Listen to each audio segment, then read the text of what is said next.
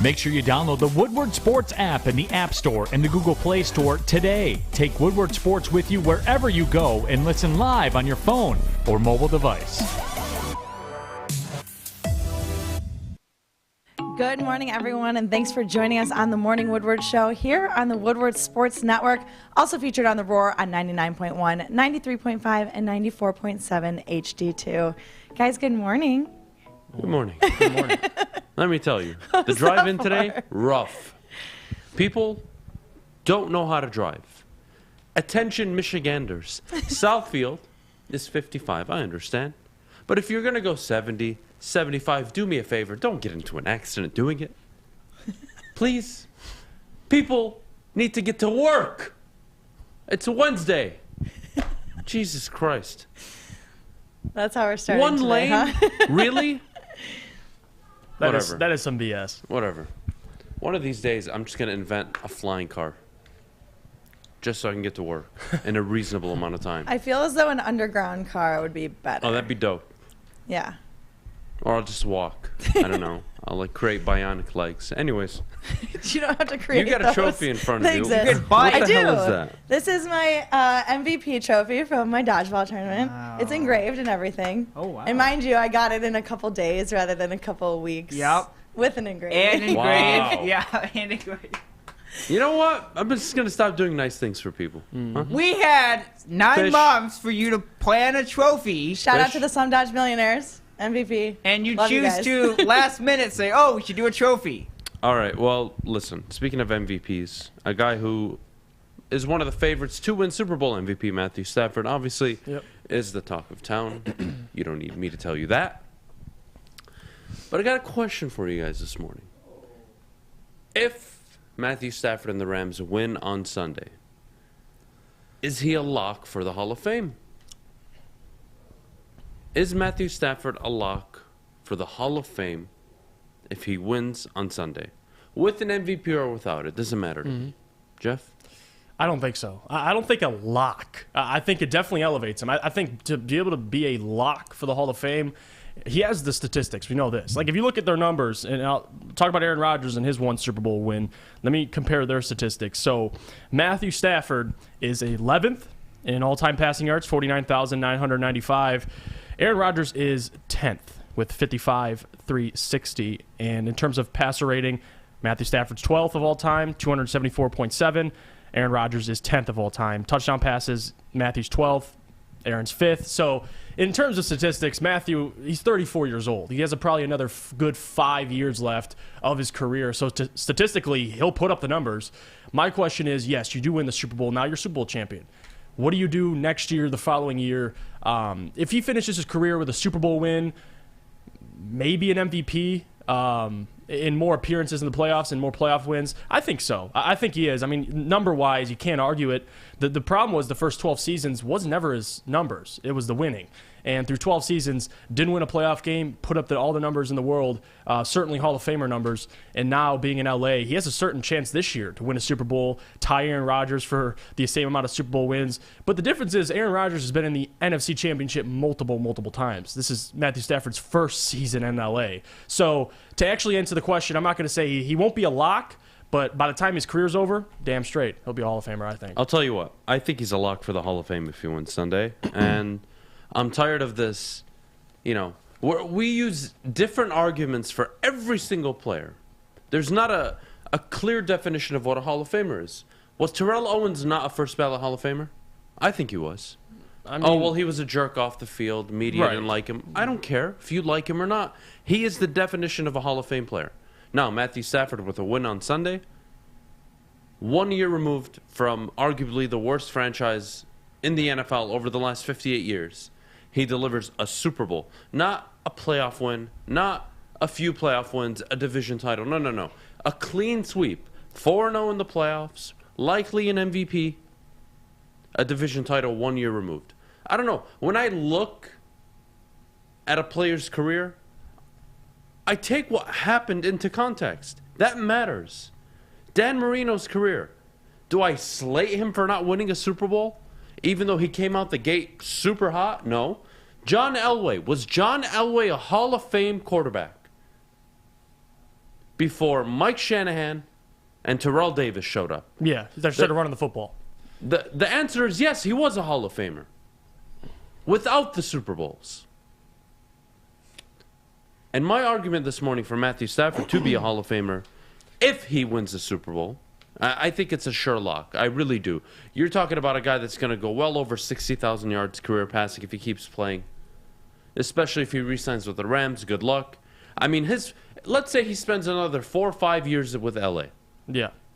In those 4 or 5 years, after a Super Bowl win, I could argue that just that 5-6 year span will be enough to get in the Hall of Fame. Yeah, I agree with that. And you can disregard the previous 12 years. I agree with that. But I'm not going to forget about those 12 years. I'm not going to forget that the guy in his 3rd season in the NFL took one of the worst rosters in 2011 to the playoffs with a 10-6 record. I'm not going to forget that. And he threw for over 5,000 yards. I'm not going to forget that. I'm not going to forget that in his first 6 full seasons, he took the Lions to the playoffs 3 times. The Lions. Context matters. And when you talk to me about Aaron Rodgers, 17 years of what, Jeff? Stability. Weak division.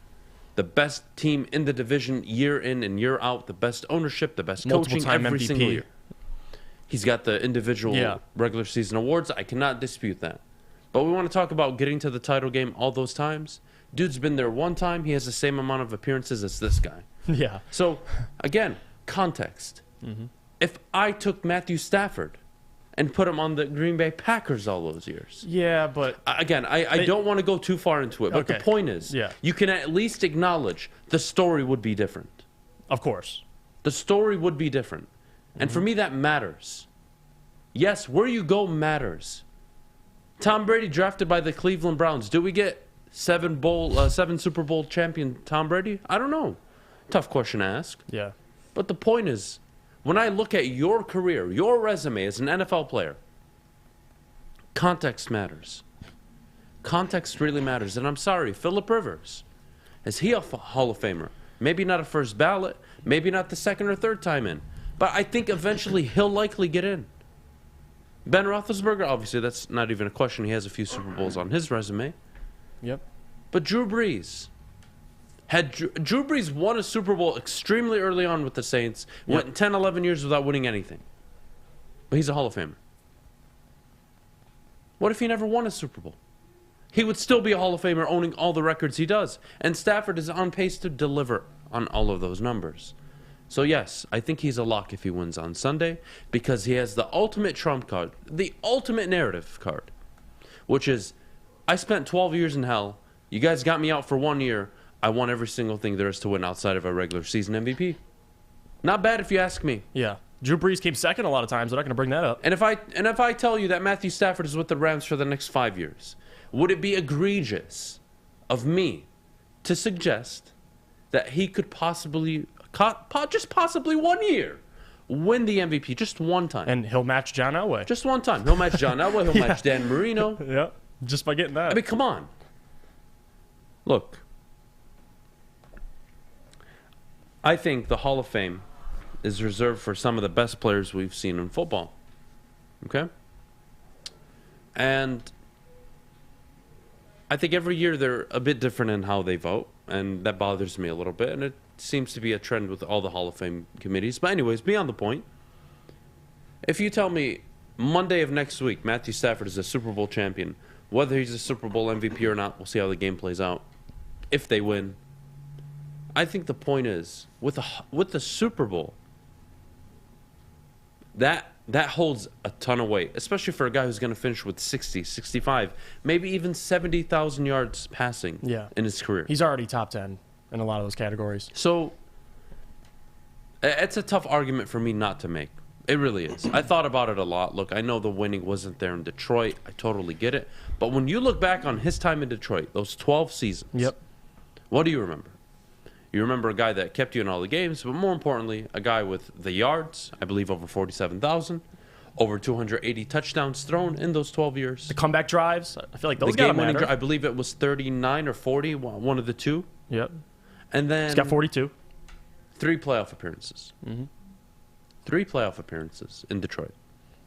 Did you know since 99, since 1999. The Detroit Lions had never made the playoffs prior to Matthew Stafford. 1999 was their last appearance before they drafted him, and 3 years later, he took them to where they wanted to be. Did they ever win a division? No. Did he have a losing record against winning teams? Yes, he did. That is a fact. Sure. Yep. But you have to be extremely ignorant not to see the other side of the story. There are always two sides. Yep. And if you can only tell one side, you'll never get the full picture. You'll never understand the full context. The two sides are, yes, Stafford did underdeliver. Yes, he wasn't the guy that could carry Detroit. Here's the second side. Nobody could ever carry Detroit. That is a proven thing. He dealt with the worst coaching probably in the 12 years any quarterback has dealt with. The worst front office, the worst executives, the worst ownership. If that doesn't hold weight in a Hall of Fame where we always talk about narrative, Yeah. I'm not sure what we're doing. I'm really not. But for me, he wins the Super Bowl, he's a lock. He's a lock.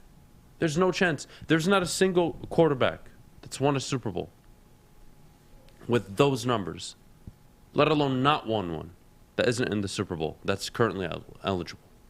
The guy's he's got the numbers to prove it.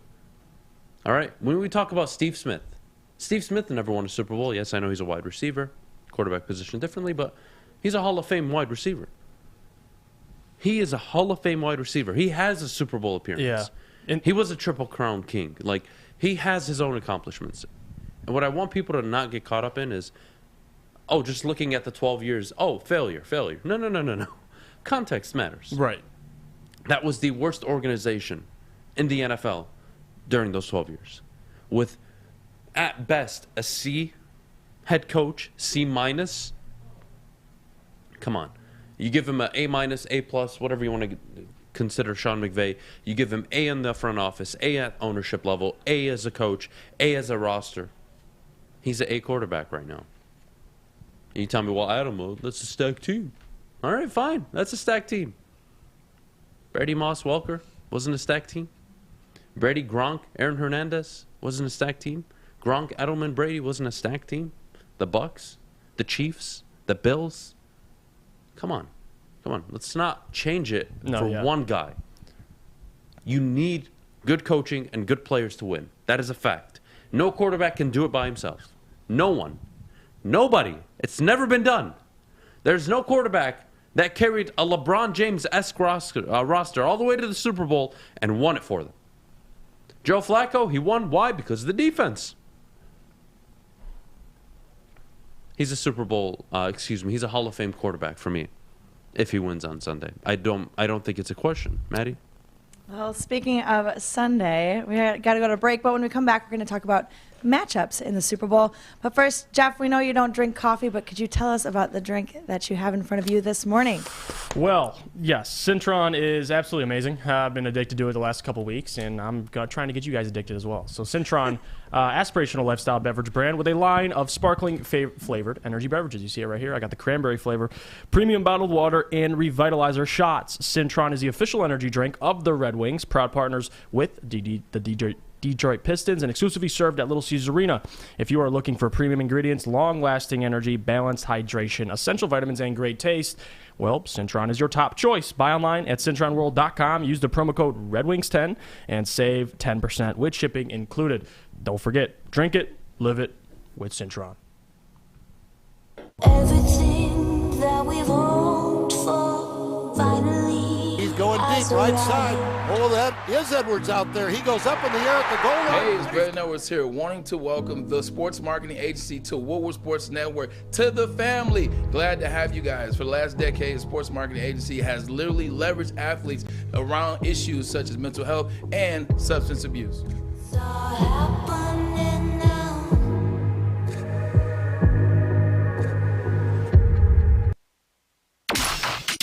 Here at Woodward Sports, we're always up for a good cause and a good time. This year, we present the 2022 Cuba Zundy Run. Yeah, you heard right. Time to get in our underwear and run the streets of Detroit.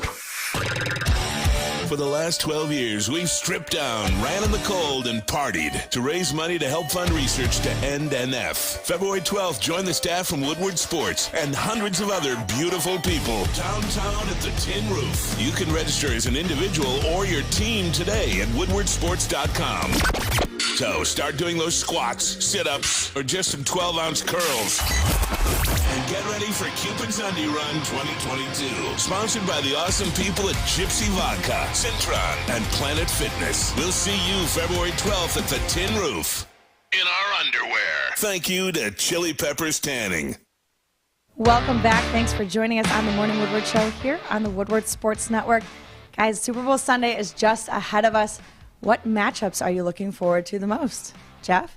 Well, for me, as a fan, I'm approaching this mano y mano. I'm excited for Jalen Ramsey and Jamar Chase because all season I've been waiting. You have Jamar Chase, who you could say, and you probably won't get argued with, he's the best rookie wide receiver we've seen in a very long time. In him coming out, how explosive he is, he's a big reason why the Bengals are in the position they're in. Yes, they have T. Higgins, another very talented wide receiver, but Jamar Chase, man, and the connection he has with Joe Burrow, I'm excited to see what he does against arguably the best corner in the league right now, Jalen Ramsey, who's having a career season since he's been with LA. 4 interceptions, 16 pass deflections, which is one short of his career high. So he's playing amazing this season. You got Jamar Chase, who's burning cornerbacks. So I want to see them go head-to-head, and the reason why I say that is there's a lot of interesting matchups. I almost honestly said Joe Mixon against the defensive front for the Rams because I will get into it later in the week. I think he's going to be a big reason why they even have a chance to beat the Rams. But if I'm going from a fan, if I'm at home, I got my food, I'm watching the Super Bowl, got my wings, I'm watching Jamar Chase and Jalen Ramsey just because of if Jamar Chase, his first year in the league, does that and now has a chance at Super Bowl to play against Jalen Ramsey, this is a big defining game probably for his legacy. I mean, your first year in the Super Bowl and you either get open against the best corner in the league or you get shut down. So I can't wait. It's a big make or break moment for the Bengals. They need Jamar Chase to get open up so much more. So give me that matchup. And I'm not going to tell you who I think wins it, but I'm excited to see it. Yeah, look, for me, I think the biggest matchup is going to be between the quarterbacks. Matthew Stafford, Joe Burrow. Look, it's the Super Bowl. Both guys are under pressure. Both guys want to deliver for their teams. That is the ultimate matchup. I'm sorry. Obviously, it's a quarterback game. Who's going to step up to the plate? Matthew Stafford walking in probably with a bit more pressure. He's got the team. They expect it to be here. Nobody really expected the Bengals to be here. So, yeah, Joe Burrow probably playing with house money this morning. Sure. But the quarterback matchup, my goodness. Who's going to play? Who's going to outduel the other? Who's going to be more prepared for the situation? Now, if you want to ask me based off of recent history, I'd say they're both are, but one has led multiple fourth-quarter comebacks in the playoffs against Tampa Bay and San Francisco. Or I should say game-winning drives, excuse me. And Joe Burrow did it against the Chiefs, and Joe Burrow did against the Chiefs as well. So, like, there is no difference. There is no significant advantage at the quarterback position. And that's why I'm intrigued. That's why, for me, it's the matchup. Because I think it's super even. I think Joe Burrow's an absolute stud. Matthew Stafford a stud. They're playing at an exceptionally high level, both of them. Mm-hmm. My goodness. The quarterback matchup for me is probably 1A. If I were to give you a 1B, I'm going to be looking at the sideline, Jeff. How's Zach Taylor going to coach in his first Super Bowl? That is a big deal. Yeah. And how's Sean McVay going to be coaching in his second after he, I would say, had, what's the word I'm looking for? He was overprepared for New England. He was tense. Yep. He was not ready. And it showed. They only put up 3 points against the Patriots. That was not some historically great defense in New England. It was good. It was very good. But 3 points in a Super Bowl. Hence why they traded Jared Goff years later. Yeah. Coaching on the sideline is going to be a big deal. At least for me. Body language. Communication. Who's going to be more dialed in? And obviously you're going to probably go with Sean McVay on this one. He's been to a Super Bowl. He knows his mistakes from before. But is Zach Taylor ready to step up and coach? And you could have asked the same question in the AFC title game, of course. But he did show up. So I'm not really worried. But my goodness, the two matchups for me this morning that I'm looking most forward to. Sidelines, and the quarterback play. Jeff? I like it. I think another one we got to throw in there and that we haven't mentioned and people have mentioned in the chat, excited for Aaron Donald versus that, and Von Miller, Leonard Floyd, of course, against that Bengals offensive line, and they're going to struggle. Joe Burrow was sacked 9 times against the Tennessee Titans. They still won the game, of course, but it's getting sacked. Not all sacks are made the same. You have 9 sacks against the Tennessee Titans. If you get 9 sacks, on you against the Rams, I think it'll feel a lot different. Aaron Donald coming for you, Von Miller. It's going to be interesting. As a fan, obviously, I said Jamar Chase and Jalen Ramsey, but there's so many matchups I'm excited for. You named 2 of them. They got the quarterbacks. You got the coaches. Coaches have former relationships. You got Aaron Donald against the offensive line and Von Miller and Leonard Floyd. And you also got, and I was going to bring up Joe Mixon against that defensive front, because if they're able to get Joe Mixon going, it's going to open up a whole lot for those guys on the outside. So give me a lot of matchups, honestly, a lot of storylines in the Super Bowl. I think the quarterback one is interesting because, like you said, very, in terms of talent, in terms of their production, very similar this year. And you have Joe Burrow, who's on a hot streak. You got Matthew Stafford's on a hot streak. So I'm excited for a lot of these matchups, but at the end of the day, as a fan, I'm just sticking with the star power, but I honestly wouldn't have a problem with any of them. That's what makes this game so great. You got 10 different matchups you can pay attention to, and they're all very significant. Yeah, I'm ready for it, man. I think maybe one more to add is how is the Bengals offensive line going to hold up against this pass rush? That's what Leonard Floyd, Aaron Donald, Von Miller. Yep. Not bad. I was talking about it. I know. Oh, I know, but no. What I'm saying is, I get you though. 9 sacks against Cincinnati, Tennessee had in the divisional round. Look, I know I'm repeating. Just give me a second. Let me make my point instead of sitting there at a loss. Okay. If you're putting money on the Super Bowl this weekend, you're likely going somebody as an underdog on the defensive line. Yeah. It's a smart bet. And again, Joe Mixon, what's his impact going to be? Are they going to be able to run the ball? In the regular season, the Rams had one of the worst rush defenses in the NFL. In the playoffs, I believe they're number 1. Yeah, they turned it around. They turned it around come postseason time. And is that going to affect Joe Burrow? Doesn't seem like a guy, and statistically, he doesn't live and die off the play action. So he'll technically be okay. Yeah. But there's more risk involved when you're throwing the ball all game. And I don't think the Bengals want to be involved in a game where they're throwing 35, 40 times.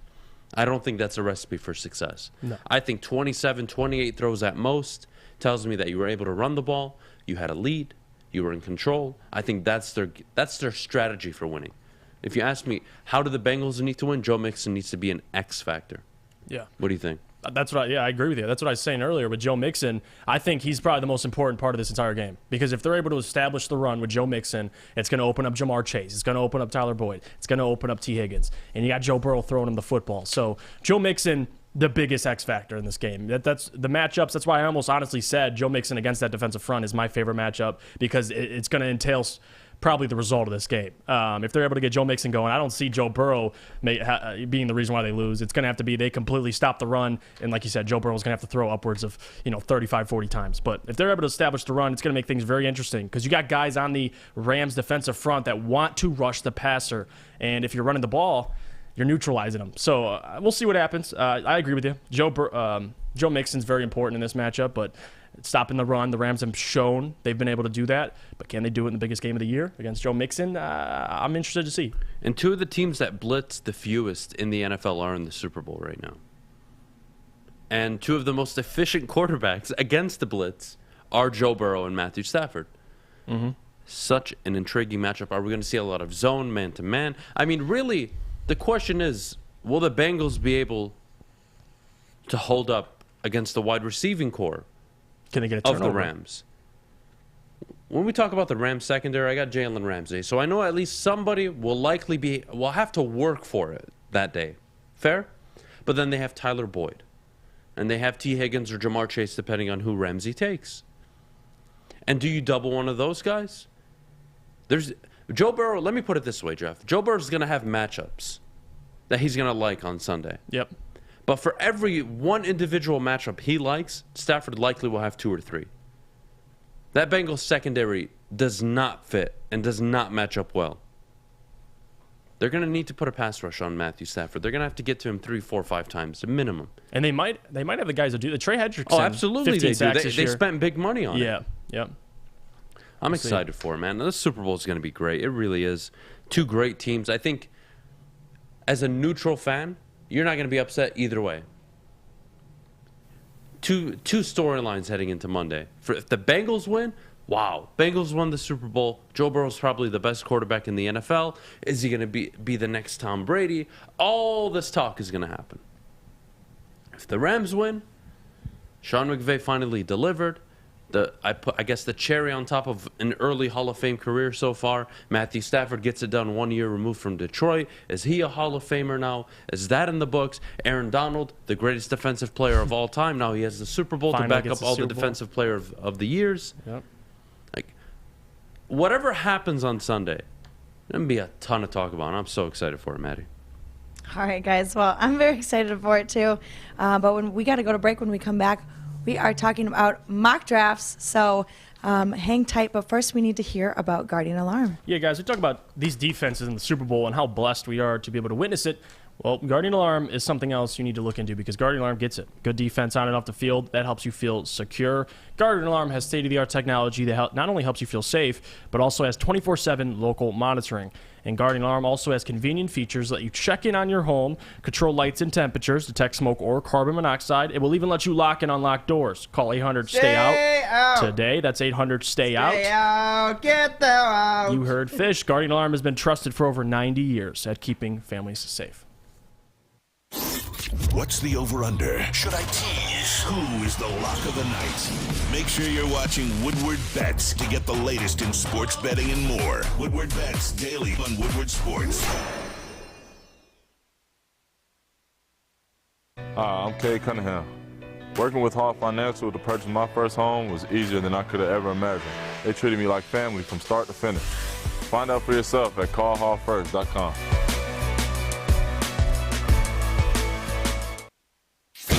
Make sure you're listening to Woodward Sports all day long. Start your morning with the Morning Woodward Show. Spend middays with Big D Energy. Watch and listen your drive home with the bottom line. And don't forget about Woodward Bets Daily. All live. All right here on the Woodward Sports Network. Welcome back. Thanks for joining us on the Morning Woodward Show here on the Woodward Sports Network. Guys, NFL draft projections have come out. Ooh. Another round.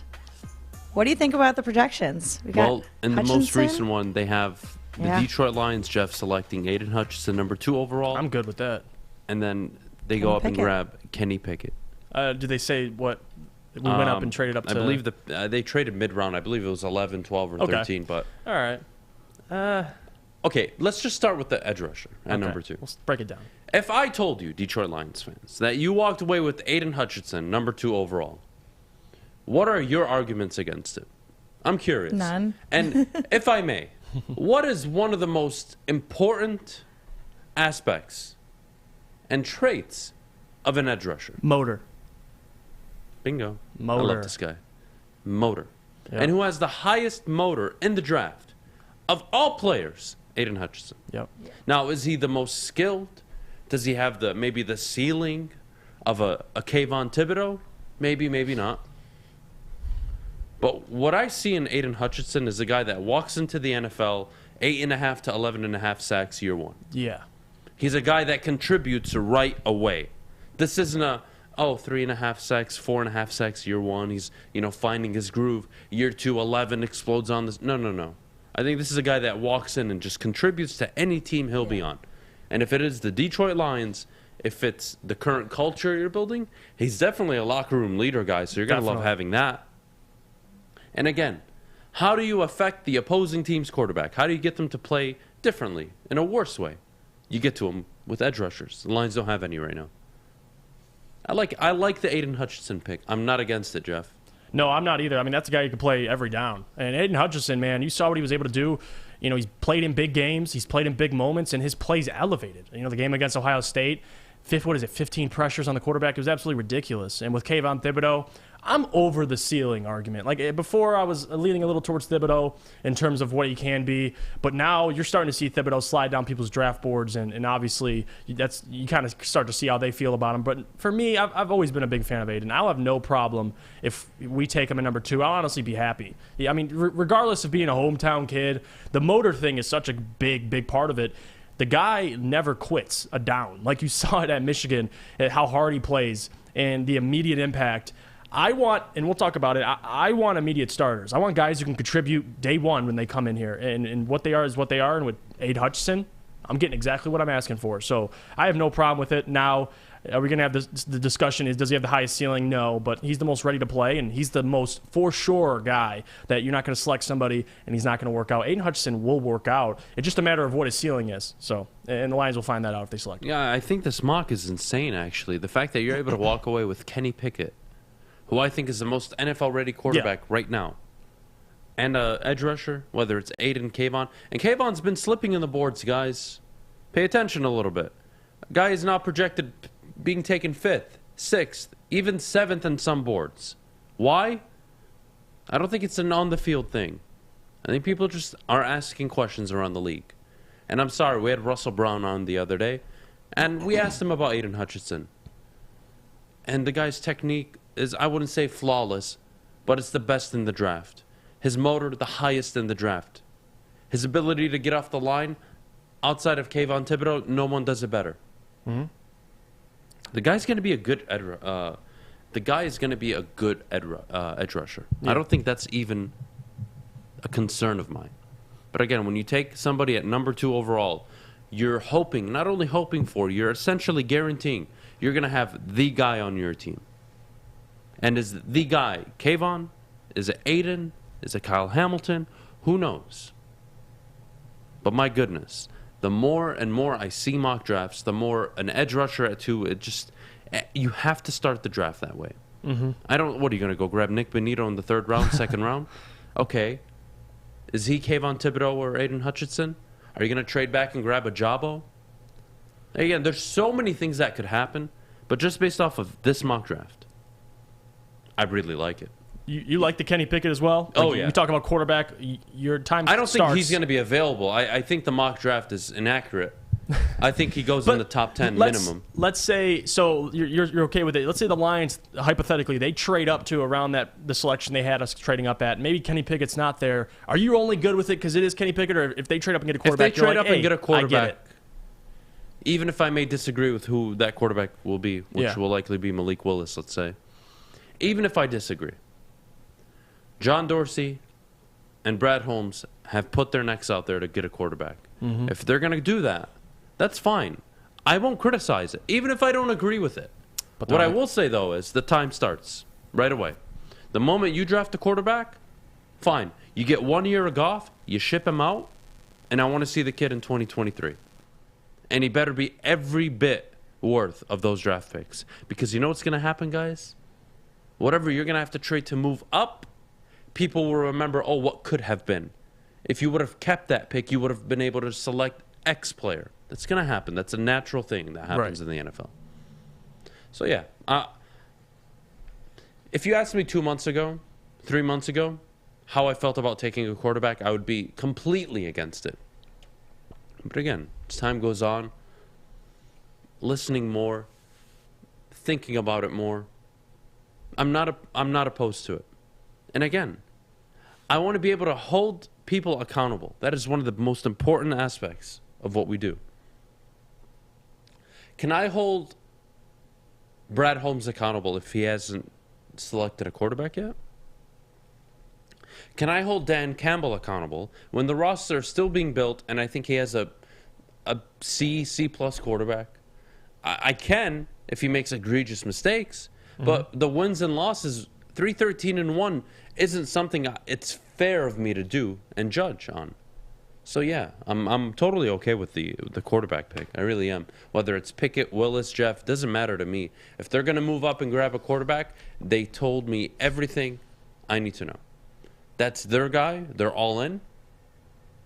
And that'll make or break their careers here in Detroit. And that's what worries me a little bit. Like, I get where you're coming from because you know what you don't know. Obviously, if they like Malik Willis, I'm not going to sit up here and say, don't do it, you're screwed. Like, obviously, what you don't know is what you don't know. But with Malik, and anybody for that matter, any quarterback, my worry is that time. And, as soon as you select a quarterback, Brian Holmes is on the clock, and Dan Campbell, for a matter of fact. So that's what worries me. You don't want to force your hand, but at the same time, if these guys fall to you, I'm not going to be ticked off if they select a guy like Sam Howell or Malik Willis. I will be disappointed. I've been up here all the last couple months and been saying, don't worry about a quarterback in the first round. You could take 2 very, very good starters immediately in that first round, but at the same time, we don't have that decision-making. So we'll see what they do. I have trust in Brad Holmes. Whatever he does, John Dorsey, like you said, hopping on the bandwagon. I'm not too worried about it. Yeah, again, just my advice to you, Detroit Lions fans, I'm not going to tell you what to do, but just my advice.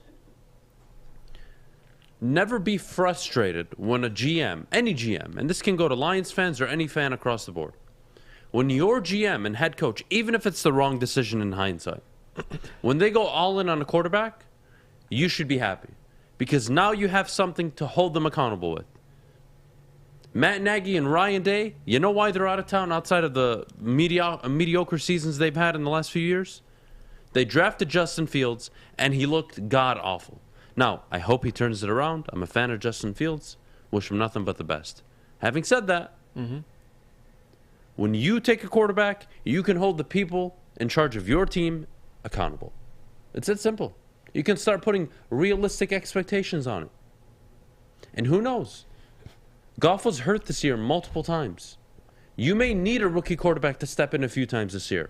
Who knows? And maybe he wins the job by doing that.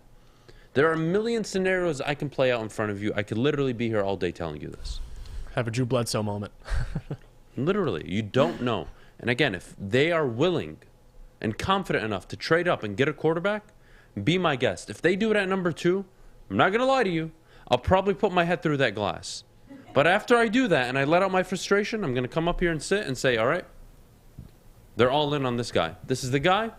Let's see how it plays out. Even if I may totally disagree with it. I think that's fair. You have to be fair. Yeah. That is the whole point of this. You have to be fair. Even if you don't agree. I'm not the one making decisions. I'm not. So I'm not going to get frustrated by a decision, even if I believe there was a better option. Why? Because I hold them accountable by their decisions. It's that simple. Maddie, we got to go to break. I'm running out of breath already. It's 8:38. You got a long time to go. Yeah, I don't know. I was talking too much this morning. I was on the phone for like an hour. You're probably also yelling at the people on the road, huh? Oh, yeah. It's the Adam out there. I'm not a road rager, though. I'm not. I'm actually the quiet guy on the road. That's me. I'm just chilling. I yell inside my head like, you mother... But I never show totally my frustration. yell. You know what I mean? It's all up here. Secret. I'm a road rager for sure. Oh, are you? You look like one. What does that even mean? The truck... The fit, the look. Listen. The MVP trophy.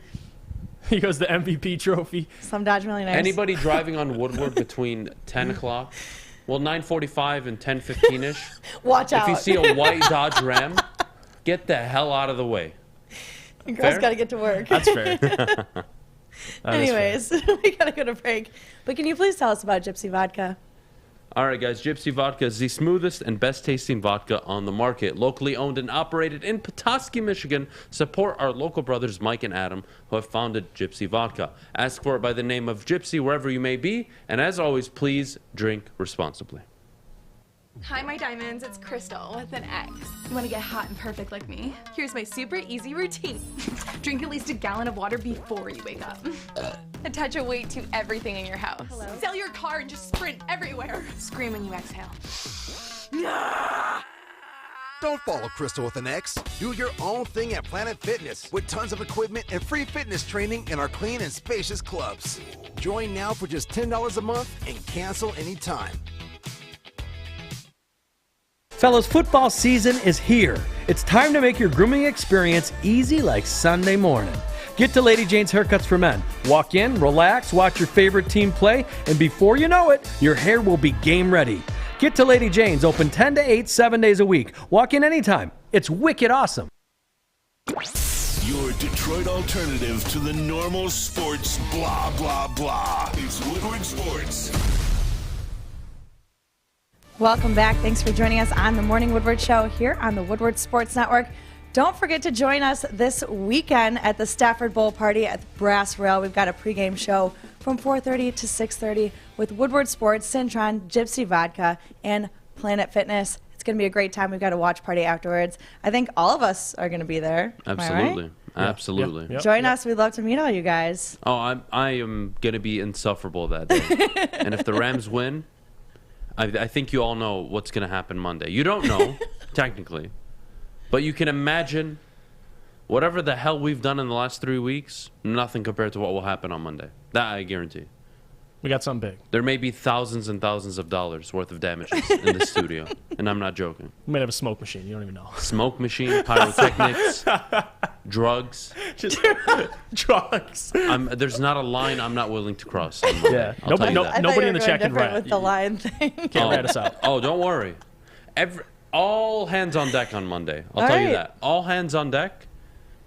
We're talking 6 outfits, 6 different costumes. We do an outfit change every break. Every break, different outfit. Every break. Every break, a new cigar. Yep. I may be in a onesie. I don't even know what's going to happen. Long Johns? Maybe Long Johns. You never know. All right, guys. I don't know if you saw it yesterday, but Jared Goff came out with a statement on Matthew Stafford. He said he's always been rooting for him. He really likes Matthew Stafford. What do you guys think?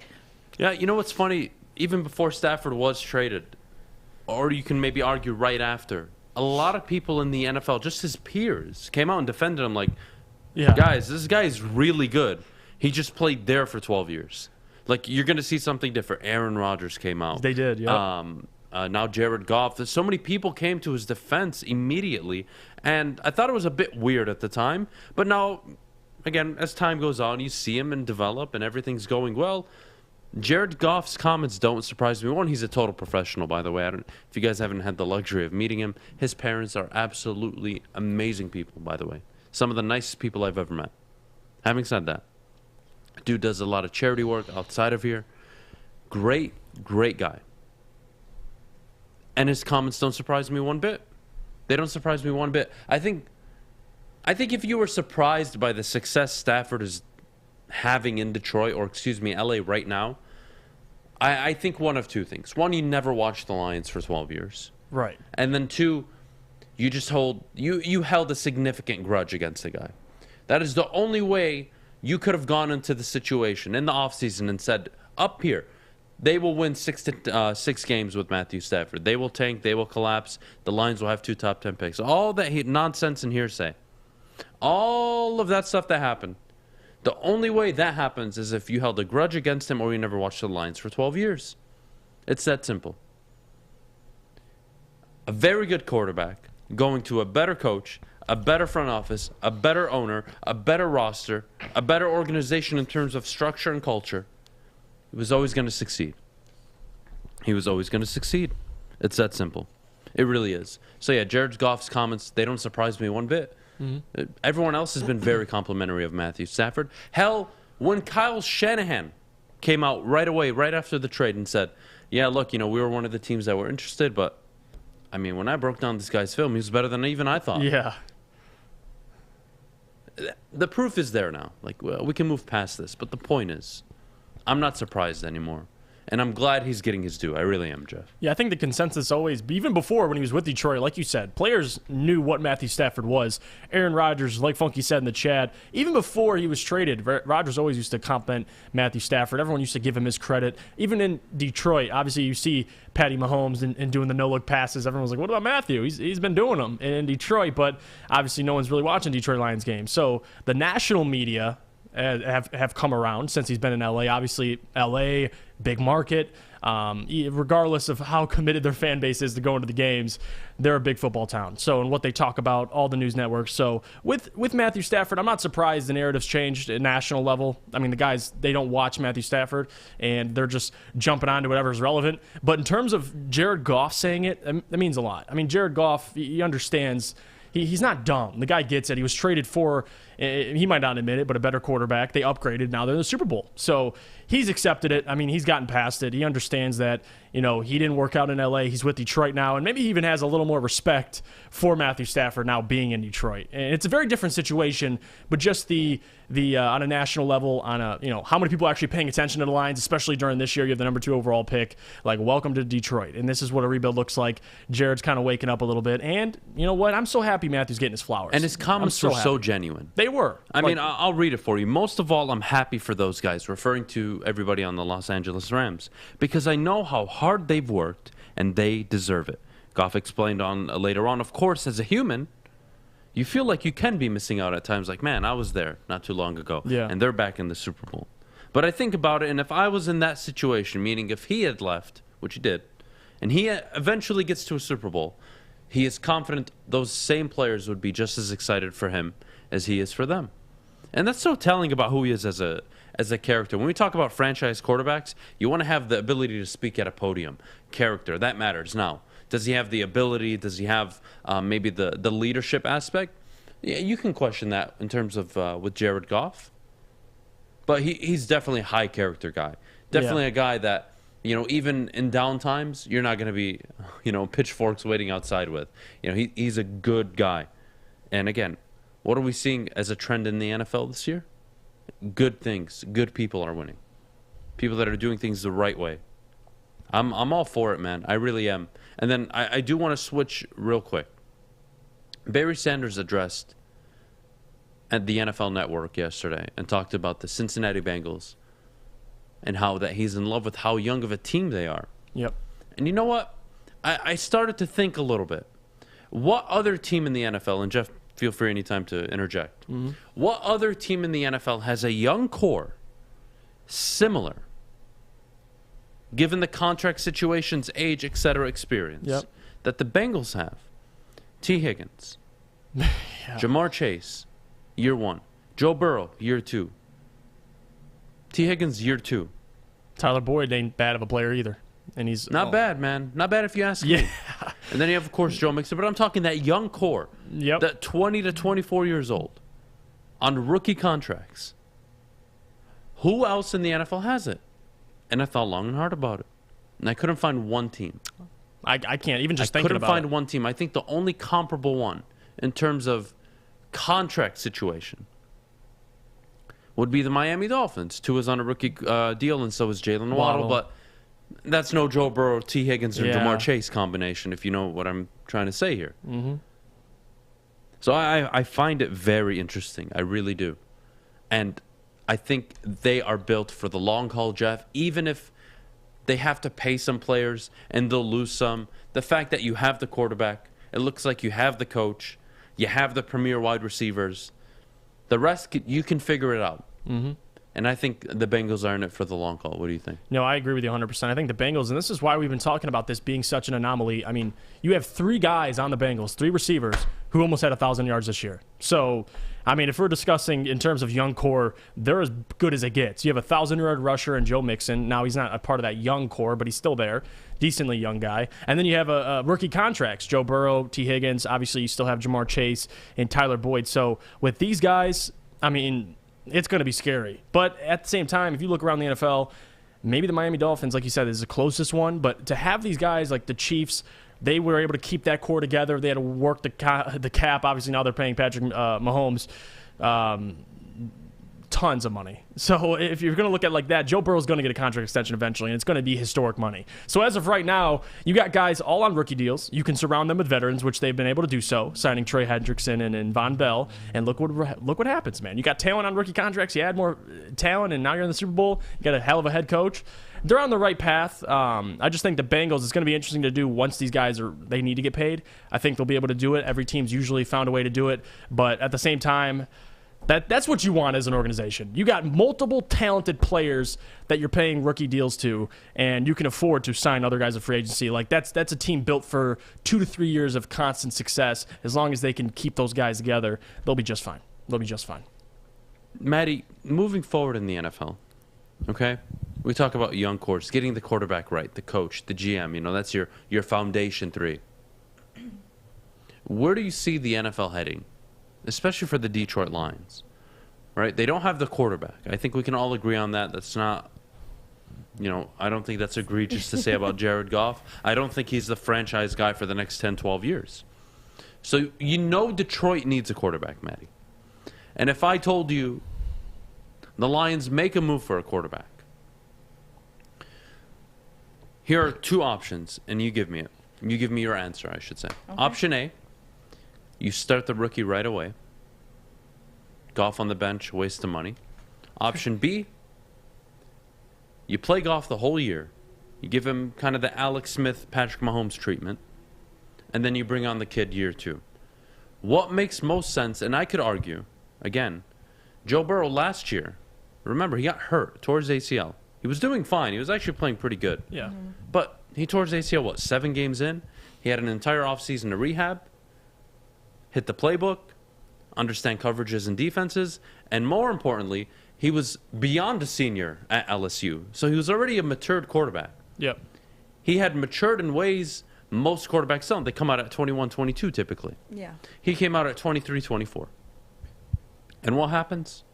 He's comfortable right away. Senior quarterback Justin Herbert walks into the NFL comfortable right away. And yes, they had weapons, but the point is, Matty, with this Detroit Lions team, are you bringing a kid on, Pickett, Willis, Ritter? I don't care who it is. Is there any scenario in your mind this season where a Detroit Lions quarterback is starting that's not Jared Goff? I don't think so. Honestly, I think that do we have to play Jared Goff? I think we have to sit a quarterback if we take one in this draft for at least a year.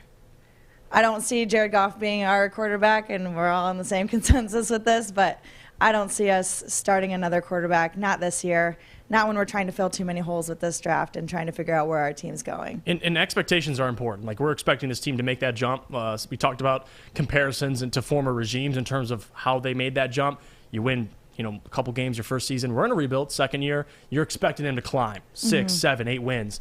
And if that's going to be with Malik Willis, I think we're going to disagree. So Jared Goff is the guy next year, in my opinion. He definitely is. No doubt in my mind. I don't think there's a single quarterback in this class besides Kenny Pickett. Russell Brown said it himself. That's probably ready to start day 1. So Kenny Pickett, obviously, who knows what his ceiling is going to be. But Jared Goff, to me, has to get the start next season. No question about it. You're paying him too much money, and you got to see really what you have. I mean, you had him in one season. He missed a couple games. Looked pretty good down the stretch with Ben Johnson. Now you have Ben Johnson as your full 17-game OC. Dan's probably going to still call plays. I want to see a full season with Jared Goff. I'm curious how that works out because nothing official has been made. I'm assuming Dan Campbell will call plays year 1, or at least to start the year. Yeah. Who knows? It may be Ben Johnson off the gate. I really don't know. Because Dan said before, I want to get my hands out of the offense. I want to be focused on other things. But at the same time, control, you mention it all the time. I think that's important. Like, you want your head coach to be in control of what's going on. But if Dan said it himself, he'd like to take a step back. Maybe Ben Johnson, we do see taking that next step and becoming the play caller. And off of that, and to the quarterback situation in terms of getting a rookie and acquiring one through the draft, my 2 cents, take it how you want. Load up on talent this year. Load up. You got 2 first-round picks again next year. You'll take a quarterback next year. Please save me the problem. Yeah. Thank you. But again, if they do it, I can't sit up here and take a pitchfork down to Ford Field. I can't. The GM has given me his vote of approval on a quarterback. I have to support it theoretically, even if I disagree with it. I have to support it and see how it plays out. But I think the right move is load up on defense, grab a wide receiver in the end of the second, or the end of the first round or early second round. Address 2 defensive needs, a wide receiver, and I think you're going to have a much better team this year that will find success with Jared Goff this year. I do think so. Taking a quarterback, especially if he isn't the next Mahomes, Allen, Herbert, Lamar Jackson. If that isn't it, if he isn't that guy, and you have any doubt, you pass. Because if you draft him and he isn't that guy, well, you just cost your head coach a job. You just cost yourself a job. And you'll go on and be an assistant for the rest of your career. I'm so glad you brought that up. You are not allowed to miss on quarterbacks in the NFL. It is not a thing.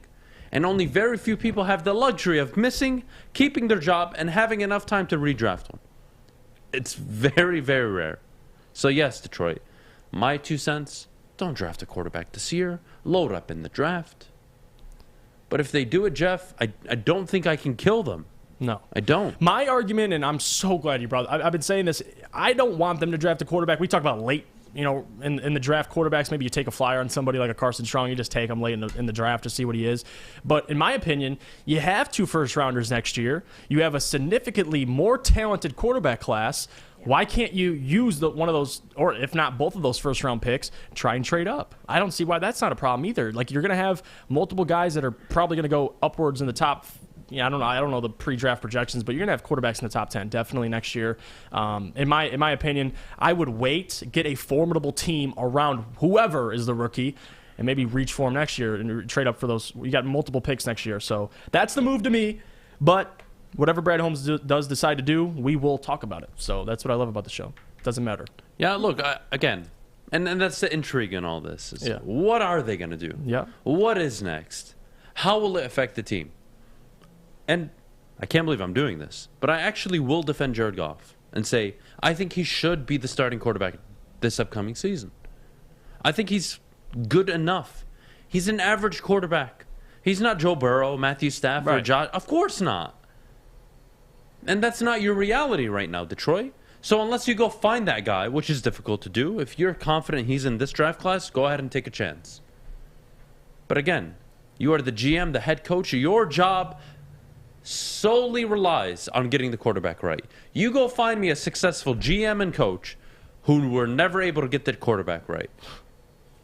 You won't find one. Trust me, I looked. Yeah. 0.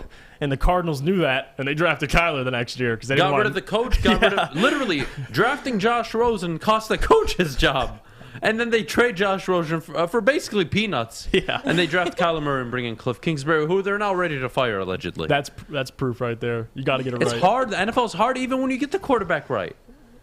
Even when you get the quarterback right, there's different tiers to it. Tom Brady, that's an anomaly. You can't even suggest that.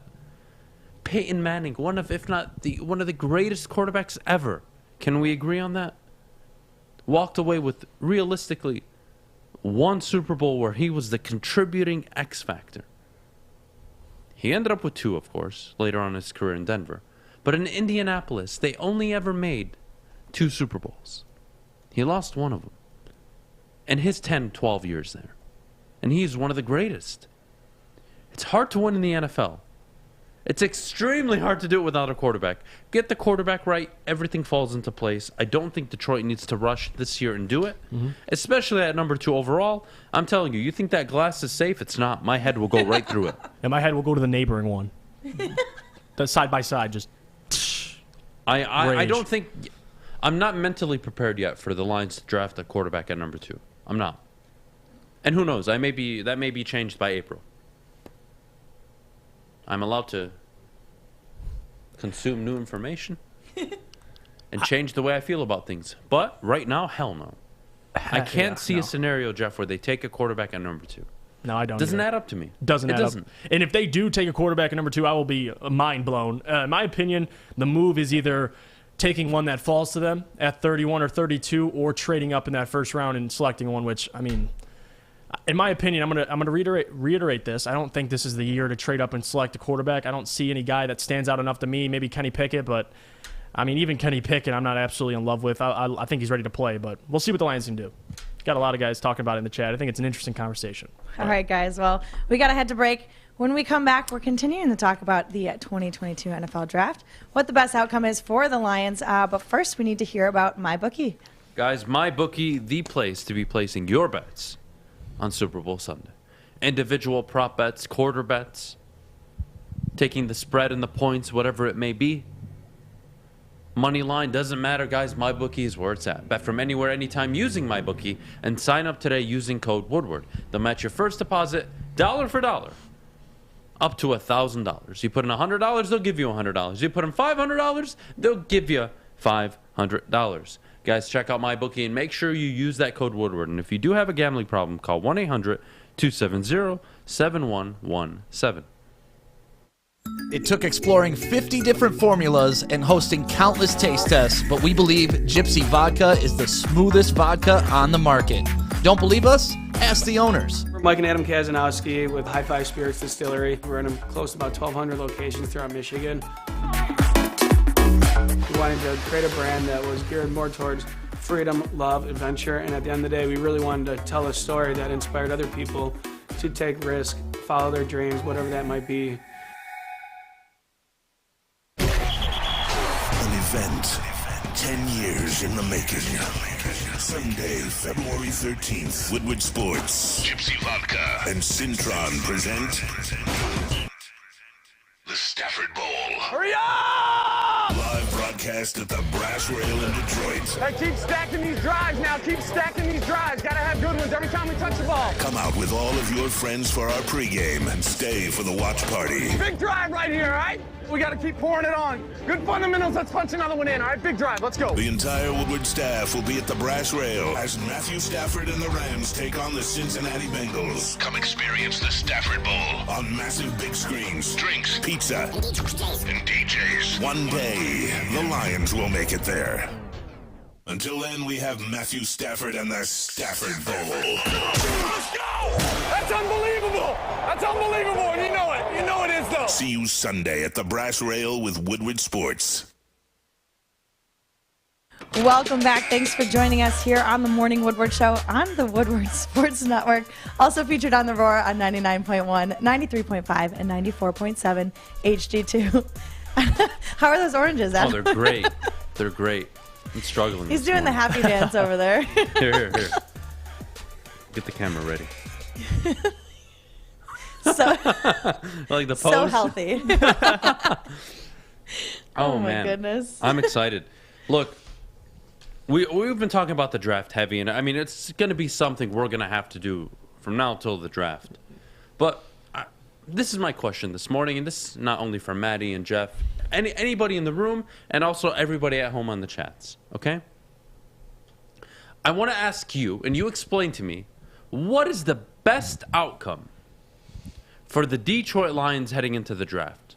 What is the outcome, the picks, the selections, where you're going to walk away? It doesn't have to be player specific. You can address it positionally. It's fine. Yep.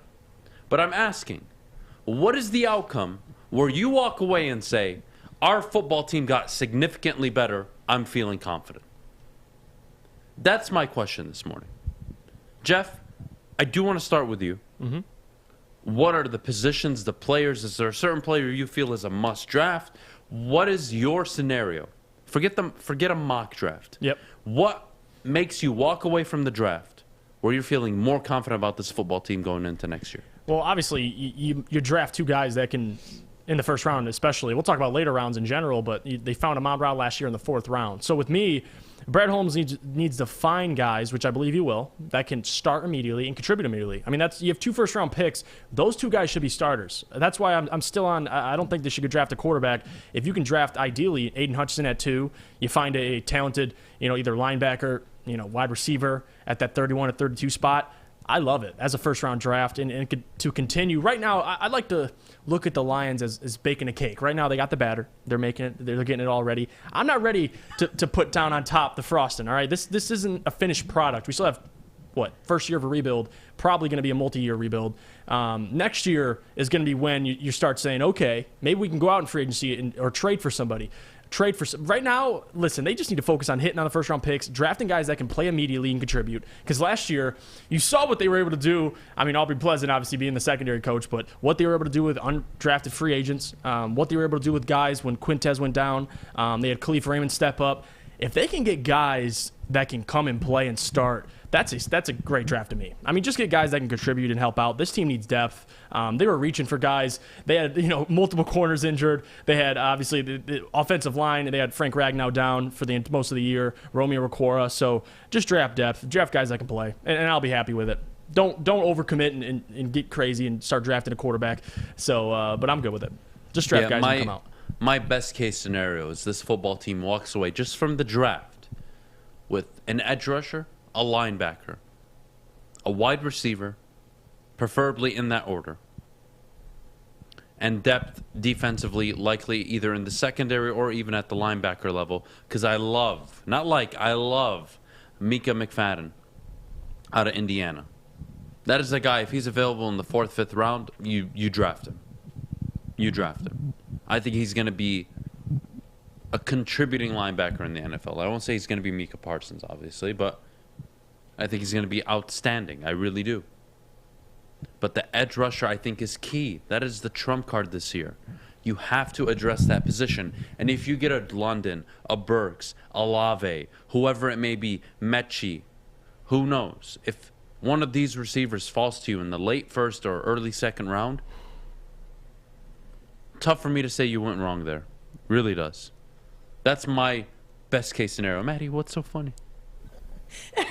Look Alex, send a picture in Slack of you with the orange. You can put it up on the screen if you want. Here, I'll do it again. What's wrong with oranges? Nothing. Huh? There's nothing wrong with oranges. People disgust me. Anyways, look, depth is going to be key. You're going to get Okudah back, so maybe you don't have to go for a corner. Or do you move him to safety? Look, I don't think Hamilton's the right pick at 2. I just don't. I'm sorry. The money doesn't make sense. The impact doesn't make sense. Is anybody talking about a safety making an impact in the Super Bowl this week? No. Shut the hell up. We're not taking Kyle Hamilton. That is not a thing. That is a luxury pick. And not only is it a luxury pick, if you make the decision to take him at number 2, and you get that wrong, that is... I mean, we talk about fireable offenses. That's one of them. I mean, I'm expecting 4 or 5 interceptions a year, 70, 80 tackles, a few sacks, few forced fumbles. We're talking an all-pro level safety. Yep. No, man, no. Give me an edge rusher. Get me a wide receiver, a linebacker. Hell, you can draft a safety in the 3rd, 4th round. I'm sure there'll be some available. They may not be studs like a Kyle Hamilton, but I'm sorry. But look around the league. You can find guys. Can you trade back to 5 and 7 or whatever the draft order may be? Can you trade back and get 2 top 10 picks and walk away with, I don't know, Thibodeau? Walk away with Hamilton. Walk away with Hamilton and Devin Lloyd. Thibodeau and Devin Lloyd. I'd love that scenario. That'd be a dream scenario. I'm all in on Devin Lloyd. Love the kid out of Utah. So yeah, Jeff, I think this draft is about depth. I don't think it's the quarterback class. I really don't. And I would walk away with a lot of uncertainty. Yeah. If they were to take a quarterback. I agree with you. I think the 2 positions, if I had to name 2 that I don't see the Lions even worrying about really, or I don't think they should be worried about, it's probably that quarterback position in the offensive line. I think you have a great offensive line with the Detroit Lions. That's not something you're focused on. It's depth on defense, which I've talked about. I mean, we've been talking about this all year. Your first 3 picks, 2 of them are most likely going to be defense. I mean, one of them, I wouldn't have a problem if all 3 of them were defense. It depends who's there at wide receiver. It depends who falls to you. But yeah, I agree with you. I think number 1 is finding depth, especially on defense, because you saw what this team looked like last year with what they had. If you can add more talent, man, I'm excited to see what they really are. And once you add an Aiden Hutchinson, you add a safety, a true starting safety next to Tracy Walker. You add possibly another linebacker that can come out there and make plays, not Alex Anzalone having to do everything. Like, I'm excited. I'm very excited. It's all about defense, man. That's what everyone should be focused on. Not worrying about Malik Willis, who our quarterback is, because if you have Malik Willis and you have a defense that can't stop nobody, good luck with that. So defense, I'm all in on it. I like this comment in the chat from Rule Black. Adam, that's true. You can't take a safety that high. However, it does seem like safeties have had a higher impact than corners lately. Let me put it this way. And I agree partially with what you're saying. Yeah, I because players like Kevin Byard making impact in the postseason. Matthew, what he does with that secondary Chiefs. Yes. So you have people making an impact. Again, would you select those guys at number 2 overall? No, you wouldn't, right? So both things can be true. Yep. But again, who has in the postseason a Jalen Ramsey? True. And if I told you, you can have your choice. If you're a playoff team, you can have either Jalen Ramsey or any safety in the NFL. Who would you take? You would take Jalen Ramsey. Mm-hmm. Why? Because you can essentially take out 1 wide receiver a game. Safeties can't do that. They have to either move up and take away the sideline. So what happens when you play single high safety? That safety is required to cover both sidelines, essentially. Which means as a quarterback, you have a lot of room to work with.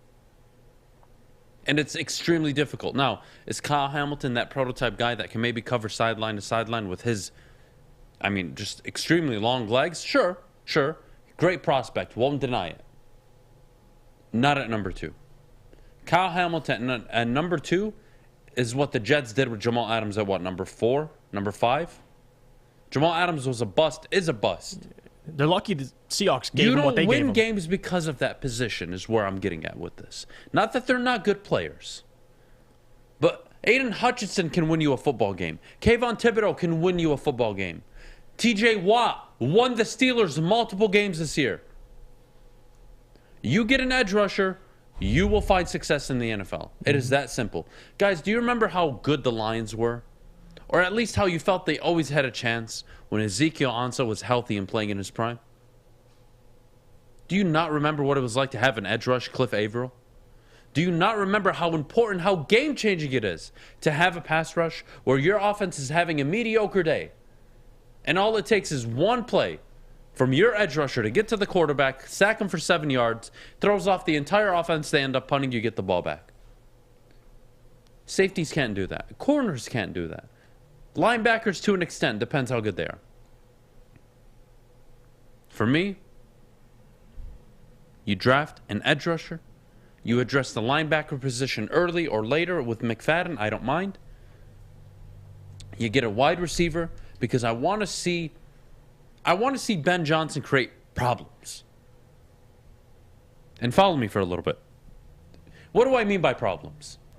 I want to see the Detroit Lions line up every Sunday and be a matchup nightmare for opposing teams. Amon-Ra St. Brown, so excited for him next season. Get him a number 1 or a number 2. He can be the number 1. I don't care where. I don't care how you want to rank him. Get a rookie wide receiver in the door that has exceptional speed and good hands. Take the top off a little You'll bit. have TJ Hawkinson, DeAndre Swift, and a run game to deal with. Good luck preparing for the Detroit Lions. They will be extremely unpredictable next year. Just my 2 cents. You don't have to get a quarterback. Look, I may not think Jared Goff is the bee's knees, but he can win you 9, 10, 11 games. He can. He's proven it. He's 113. Now, is he that same guy with McVay? No, he's not. Can he maybe get back a little bit of it? Sure, but not all of it. I don't think he'll ever repeat that level of success. But you can survive a few seasons with Jared Goff. Get the quarterback right. And again, if it's the quarterback this year, if he's there and you believe in it, go for it. But if it doesn't work out, you're probably losing your job. And I can make that argument for any team, not just the Lions, obviously. Mm-hmm. Addie? All right, guys. Well, we got to go to break. When we come back, we have a special guest joining us to talk about the Pistons. But before that, we need to talk about Les Stanford. All right, guys, Les Stanford Chevrolet. What more do I have to say about them? They are the premier dealership group for you to get your car from. Buying, leasing, selling, doesn't matter. Check out Les Stanford. They know the roads. They'll pave them for you. They'll get you in a car. Whatever is needed, they will handle it for you. So, guys, check them out at LesStanfordChevrolet.com. That's LesStanfordChevrolet.com. And we'll see you right after the break.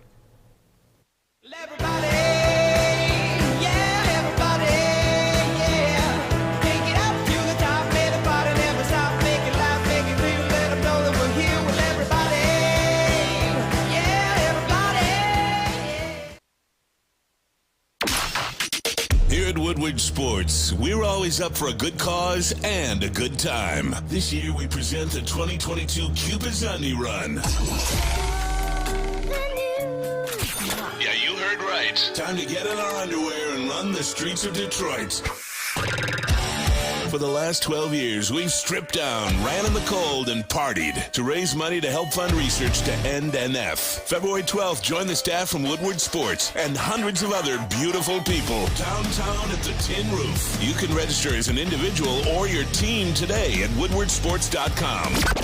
So start doing those squats, sit-ups, or just some 12-ounce curls. And get ready for Cupid's Sunday Run 2022. Sponsored by the awesome people at Gypsy Vodka, Cintron, and Planet Fitness. We'll see you February 12th at the Tin Roof. In our underwear. Thank you to Chili Peppers Tanning. Welcome back. Thanks for joining us on the Morning Woodward Show here on the Woodward Sports Network. Jeff, the Pistons took quite the spanking last night. Yeah, that one hurt a little bit. You know what? I'm just having a hard time. Listen, guys. I love the Pistons. Basketball is my favorite sport. But when we talk about the Pistons, I also have to add the fact that they've won one game the last 10. So you got to throw that in. They don't look good. Cade's hurt. Everything's going to you know what. And right now, where I'm at on the Pistons, we need to find a trade partner for Jeremy Grant. I just need change. I need something. You got to give me something here. Like, watching the Pistons team, especially last night, watching Jeremy Grant, I know Koo, our guy, hopefully will be here today. We get to talk to him, talked about Jeremy Grant and how he said, I will not be missing the pull-up mid-jumpers I'm seeing from Jeremy Grant. I couldn't agree with him more. Like, at this point, we're terrible. The Detroit Pistons currently, you're 12-42. You're going to be in the lottery. You're going to be in the top, anywhere from top 3 to top 5, seeing how they're playing out this season. Trade Jeremy Grant. And in my opinion, I know me and Easy had this conversation on Twitter. Teams are trying to acquire Jeremy Grant, and so far we've heard of, Portland. We've heard of Sacramento. They just made a big deal, big blockbuster trade to acquire Domantas Sabonis. They're probably out of the equation. There's a couple teams that are still involved on this Jeremy Grant thing. I don't know what Troy Weaver's asking prices for Jeremy Grant. I think that's the biggest question, because if it honestly was reasonable, he probably would have already been dealt. But for me, I want to see Jeremy Grant get traded now. And I think that's a benefit for both teams. You'll be able to find a destination for Jeremy. He can finish the year with the team, go into the offseason with them, and they'll know in their head they'll have a better plan. I mean, he's a free agent next year. So if you're going to trade for him next year, you better hope he resigns, or you better hope you can convince him to resign. At least now he'll be able to go on a playoff run with whatever team he goes to, unless he goes to a bad team, of course. But ideally, the market to me is teams that are in the playoff contention and or in the playoffs. So the Pistons right now, man, they're tough to watch. But at the same time, I'm not surprised. Like, it's going to take a lot of work to get this team to where we ultimately see them to be. I mean, they need size, they need shooting, they need Cade Cunningham back, they need a whole lot. But in my opinion, you got to find you got till tomorrow. You got to find a trade partner for Jeremy Grant. I'm not saying Troy Weaver to reach and take a bad deal or anything like that, but I'm sure there's somebody out there, whoever they can offer you, a young piece and some picks, whatever it is, you got to find it, Adam. You got to. Because if not, and we have Jeremy Grant for the rest of the season in a season where it does not matter at all, I want some change. His value, can we agree his value being traded is higher now than it would be next trade deadline? Yes. Because you're trading him. If you trade him now, whatever team gets him for 100+ games. If you trade him next year, they get him for maybe 40. There is more value in trading him now. Now, is Troy Weaver holding out for a better offer? Sure, I don't mind that. I'm fully invested in Troy. I have no problem with him taking his time. But Jeremy Grant offers nothing to this basketball team. Not this year or next year. You take the best deal. I don't think you'll get a better deal by next trade deadline, Jeff. I don't think there's a better deal out there next season. I don't. And if Indiana wants to deal Miles Turner, who knows? I don't think that's realistic, though. Yeah. They just got Halliburton. That's probably their front two for the next few years. Who knows what Indiana's going to do? They're kind of unpredictable right now. Mm-hmm. Portland? Can you grab Dame? No. What would you have to give up to get Damian Lillard? Let me ask you that. Huh? I don't think any. I think he's untouchable for them. Well, not only do I think he's untouchable, you would have to give up Jeremy Grant, Killian Hayes, Sadiq Bey. Yeah, Sadiq. This year's unprotected first-round pick. Next year's unprotected first-round pick. And maybe another one. Yeah. Realistically. Seriously. Yeah. That's what it would cost. So that's not even a possible trade partner. And why would he want to go to Portland? Maybe he's the number 2 there. He always talks about wanting to be the guy. Does Toronto make a move? Cleveland's not making a move for him. The trade partners are limited right now. Mm-hmm. And that is a big problem.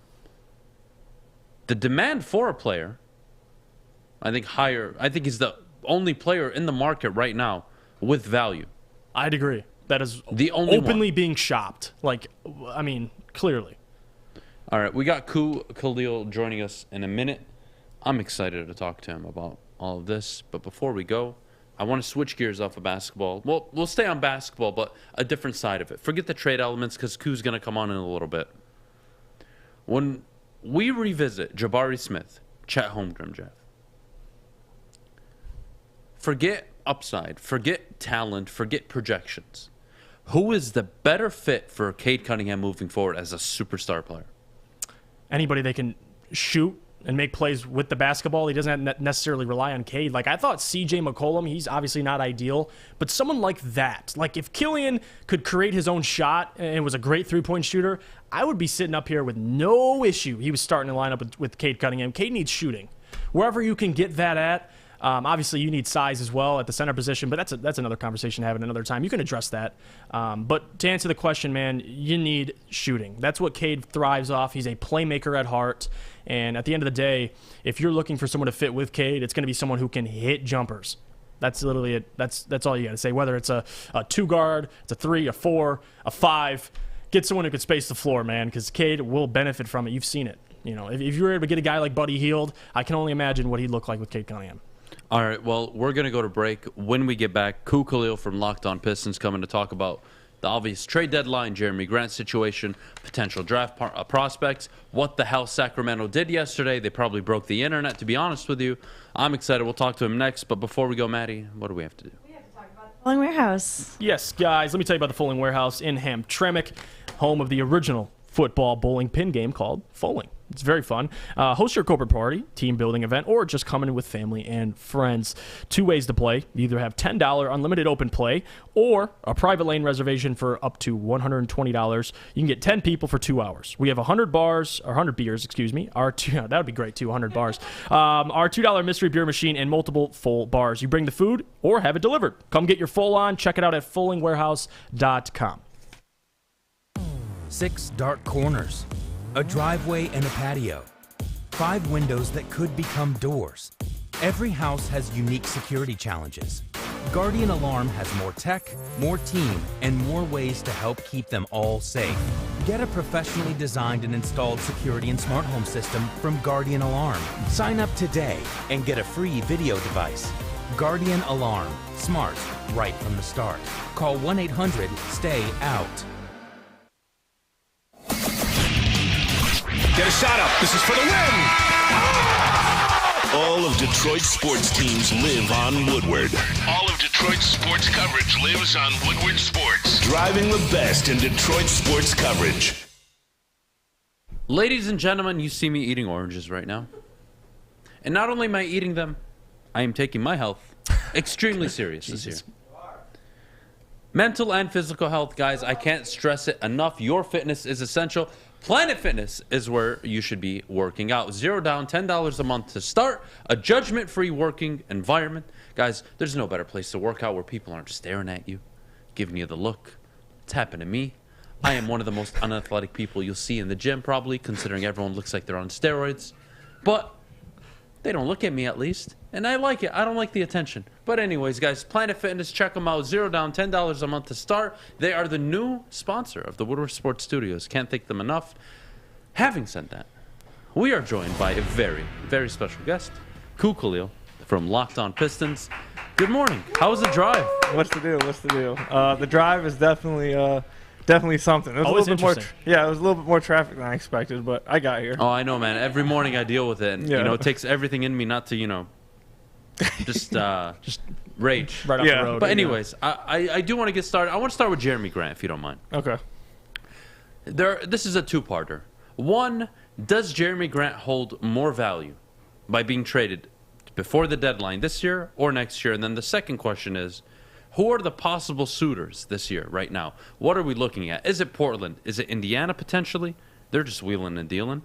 What are the teams that realistically are going to make an offer for Jeremy? All right. Well, first, I'd say that his value definitely is at his highest right now, opposed to next year. Next year, he'll be working underneath under a half a year left on his contract, versus now a team would have this year or the rest of this year to figure it out, plus the year in advance to figure it out. So I think his value is at its peak right now, especially for some contenders out there as well. They're trying to make some pushes because it seems like in both conferences, the league and the championship's wide open right now. There's no clear-cut favorite. I feel like in both conferences, a lot of teams feel like they can go after it. So I think his value 100% is at its highest right now. I believe your second question was what suitors would be interested in him. I don't think Indiana is. I think Indiana, with their latest move, just their latest move, but they made another move with Karis LeVert, that they're not so much trying to take on a player of Jeremy's age and where he's at right now in his career. There also was a report just yesterday that the Pistons did offer Jeremy Grant for Miles Turner, and they got declined. So it doesn't sound like that they're really interested in him. I'm happy to know that the Pistons were trying to get Turner. But teams I think are suitors for him. I think it's quite clear Portland probably is very clearly and above the favorite to get him right now. I honestly, that would be my prediction right now. Everything they've done seems to point at them going all at Jeremy Grant. Their trade exception that they just got in their last trade fits exactly what Jeremy's contract is, $21 million right now. And they also keep in mind Dame and Jeremy are boys, and Dame obviously the reports came out and said they're not really rebuilding. They're trying to retool around Damian Lillard. Damian Lillard's obviously going to push to try to get that kind of guy. Again, that's his buddy. So, and he's one of the names in the market. So I definitely feel like everything Portland is doing right now is showing that they're trying to go after Jeremy Grant. And next team I would put out there is the Sacramento Kings. The Pistons have been linked to the Kings with Marvin Bagley for the last few months now. And especially with their last deal they made, I think it's quite clear that, I think a lot of people knew beforehand that they were going to try to get off of Bagley. And there's reports that they are trying to get rid of Bagley pretty badly. But now, especially now with them having Sabonis, I think there's definitely a massive need, or they're looking to get off of him. And it seems like there's been too much smoke with the Pistons and Bagley. So I feel like the Pistons could probably just loop that into a bigger trade with Jeremy. Bagley would not be the core piece of that. He's not. You could probably get him with a Josh Jackson and a second-round pick.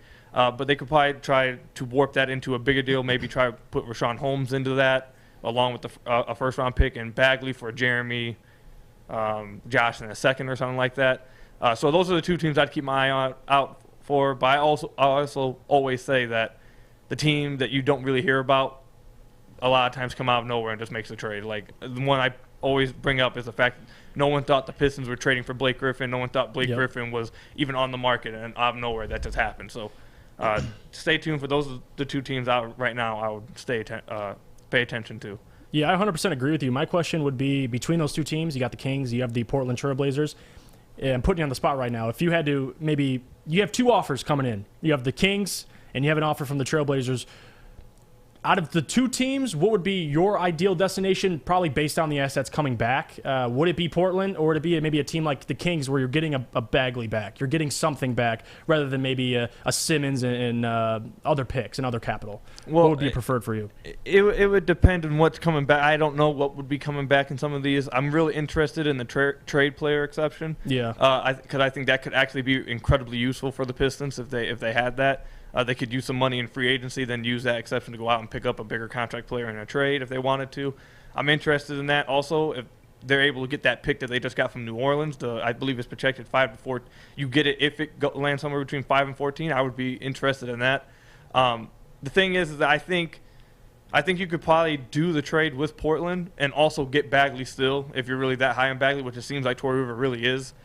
So I feel like you, like I said, Josh Jackson and a second to get, or it doesn't have to be Josh Jackson. It could be Trey Lyles, Hamidou Diallo. It could be anything like that for Marvin Bagley, and then also pull off a trade with Jeremy Grant to get the first-round pick, a trade exception, and then I don't know, probably you could also probably try to do Eric Bledsoe, a first, and Little from the Trailblazers or something like that. I believe his name is Keon Johnson. Yep. So there's multiple different ways to go. If I had to pick one, I probably would go with the Blazers. I feel like you could probably double dip. You could get the guy from the Blazers and also still get the guy you want from the Kings and Bagley. It seems like the Pistons are really high on. Do I believe that Bagley is this great asset? No. But it seems like that the Pistons are incredibly high on him, and he definitely is worth the risk. He's like one of those little low risk, high reward kind of things. So if you really want him that bad, I feel like he doesn't have to be part of a big trade with Jeremy. You can just go, like I said, the second round pick in the player, and then get that first round pick from Portland as well. You mentioned on your Twitter, and you got very frustrated, and I loved it, that only Cade Cunningham is untradeable. Yeah. And untouchable, really. And that if the Sacramento Kings can trade Tyrese Halliburton, who's having an insanely productive year, arguably their best player, yeah, then the Detroit Pistons can trade Killian Hayes or really Sadiq Bey. No one else is untouchable outside of Cade. Mm-hmm. And I want you to kind of expand on that. One, why the frustration? Mm-hmm. And two, what are you hinting towards in the future for Detroit? Well, my frustration is that I feel like a lot of people simply just don't know what untouchable means then. Like, I've learned now after saying that people just don't comprehend what that means. Because a lot of the responses I was getting was, oh, no, we'd never trade Saddiq Bey. You can't trade him. Well, unless I'm so sorry. No, it's all good. Unless what's it called? Unless Jaylen Brown's on the table, well, that means he's not untouchable. That means there's a deal out there that you could make that you would trade him for. So Kate Cunningham's the only deal I feel like that if anyone came like was put out on the table or in some trade talks or anything, he's the only player you say, okay, anybody but him. We're just throwing it. That's not happening. If you want Jaylen Brown, or like if a star came available, an all-star wanted out again, because there always is every single year. Yep. Saddiq Bey is the first person you put on that table because he probably is your most valuable chip right now. So you 100%, if you can get a guy, again, I don't know why I keep saying Jaylen Brown. He seems like the most popular guy that people keep throwing out there. But Jaylen Brown, maybe Bradley Beal, something like that. The first player you are putting out on the table is Saddiq Bey.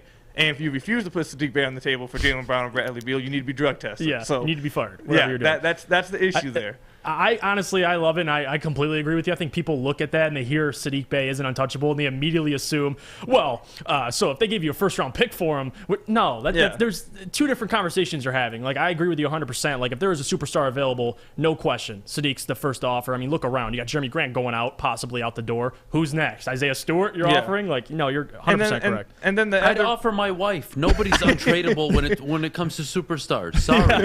Right. Right. It's not a thing.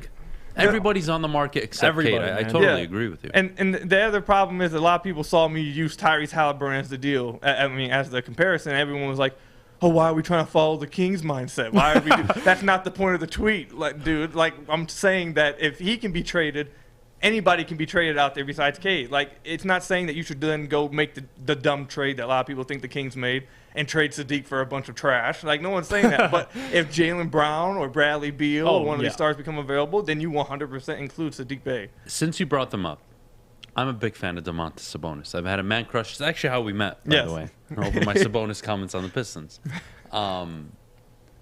Yo, pause. What do you make of that deal? I think everybody is a bit dramatic. Look, they're getting a really good player. They do have De'Aaron Fox. The Kings are trying to make a push for the playoffs. And I can't knock them for trying. And Sabonis, I mean, that's a 20, 10, and 7 guy. That's a guy that's going to be productive. Yeah. Is he a superstar? No. But I'm not as upset about the trade as most people are. Look, I get you gave up Halliburton in year 2. All right, not the best look. And you gave up some first-round picks. But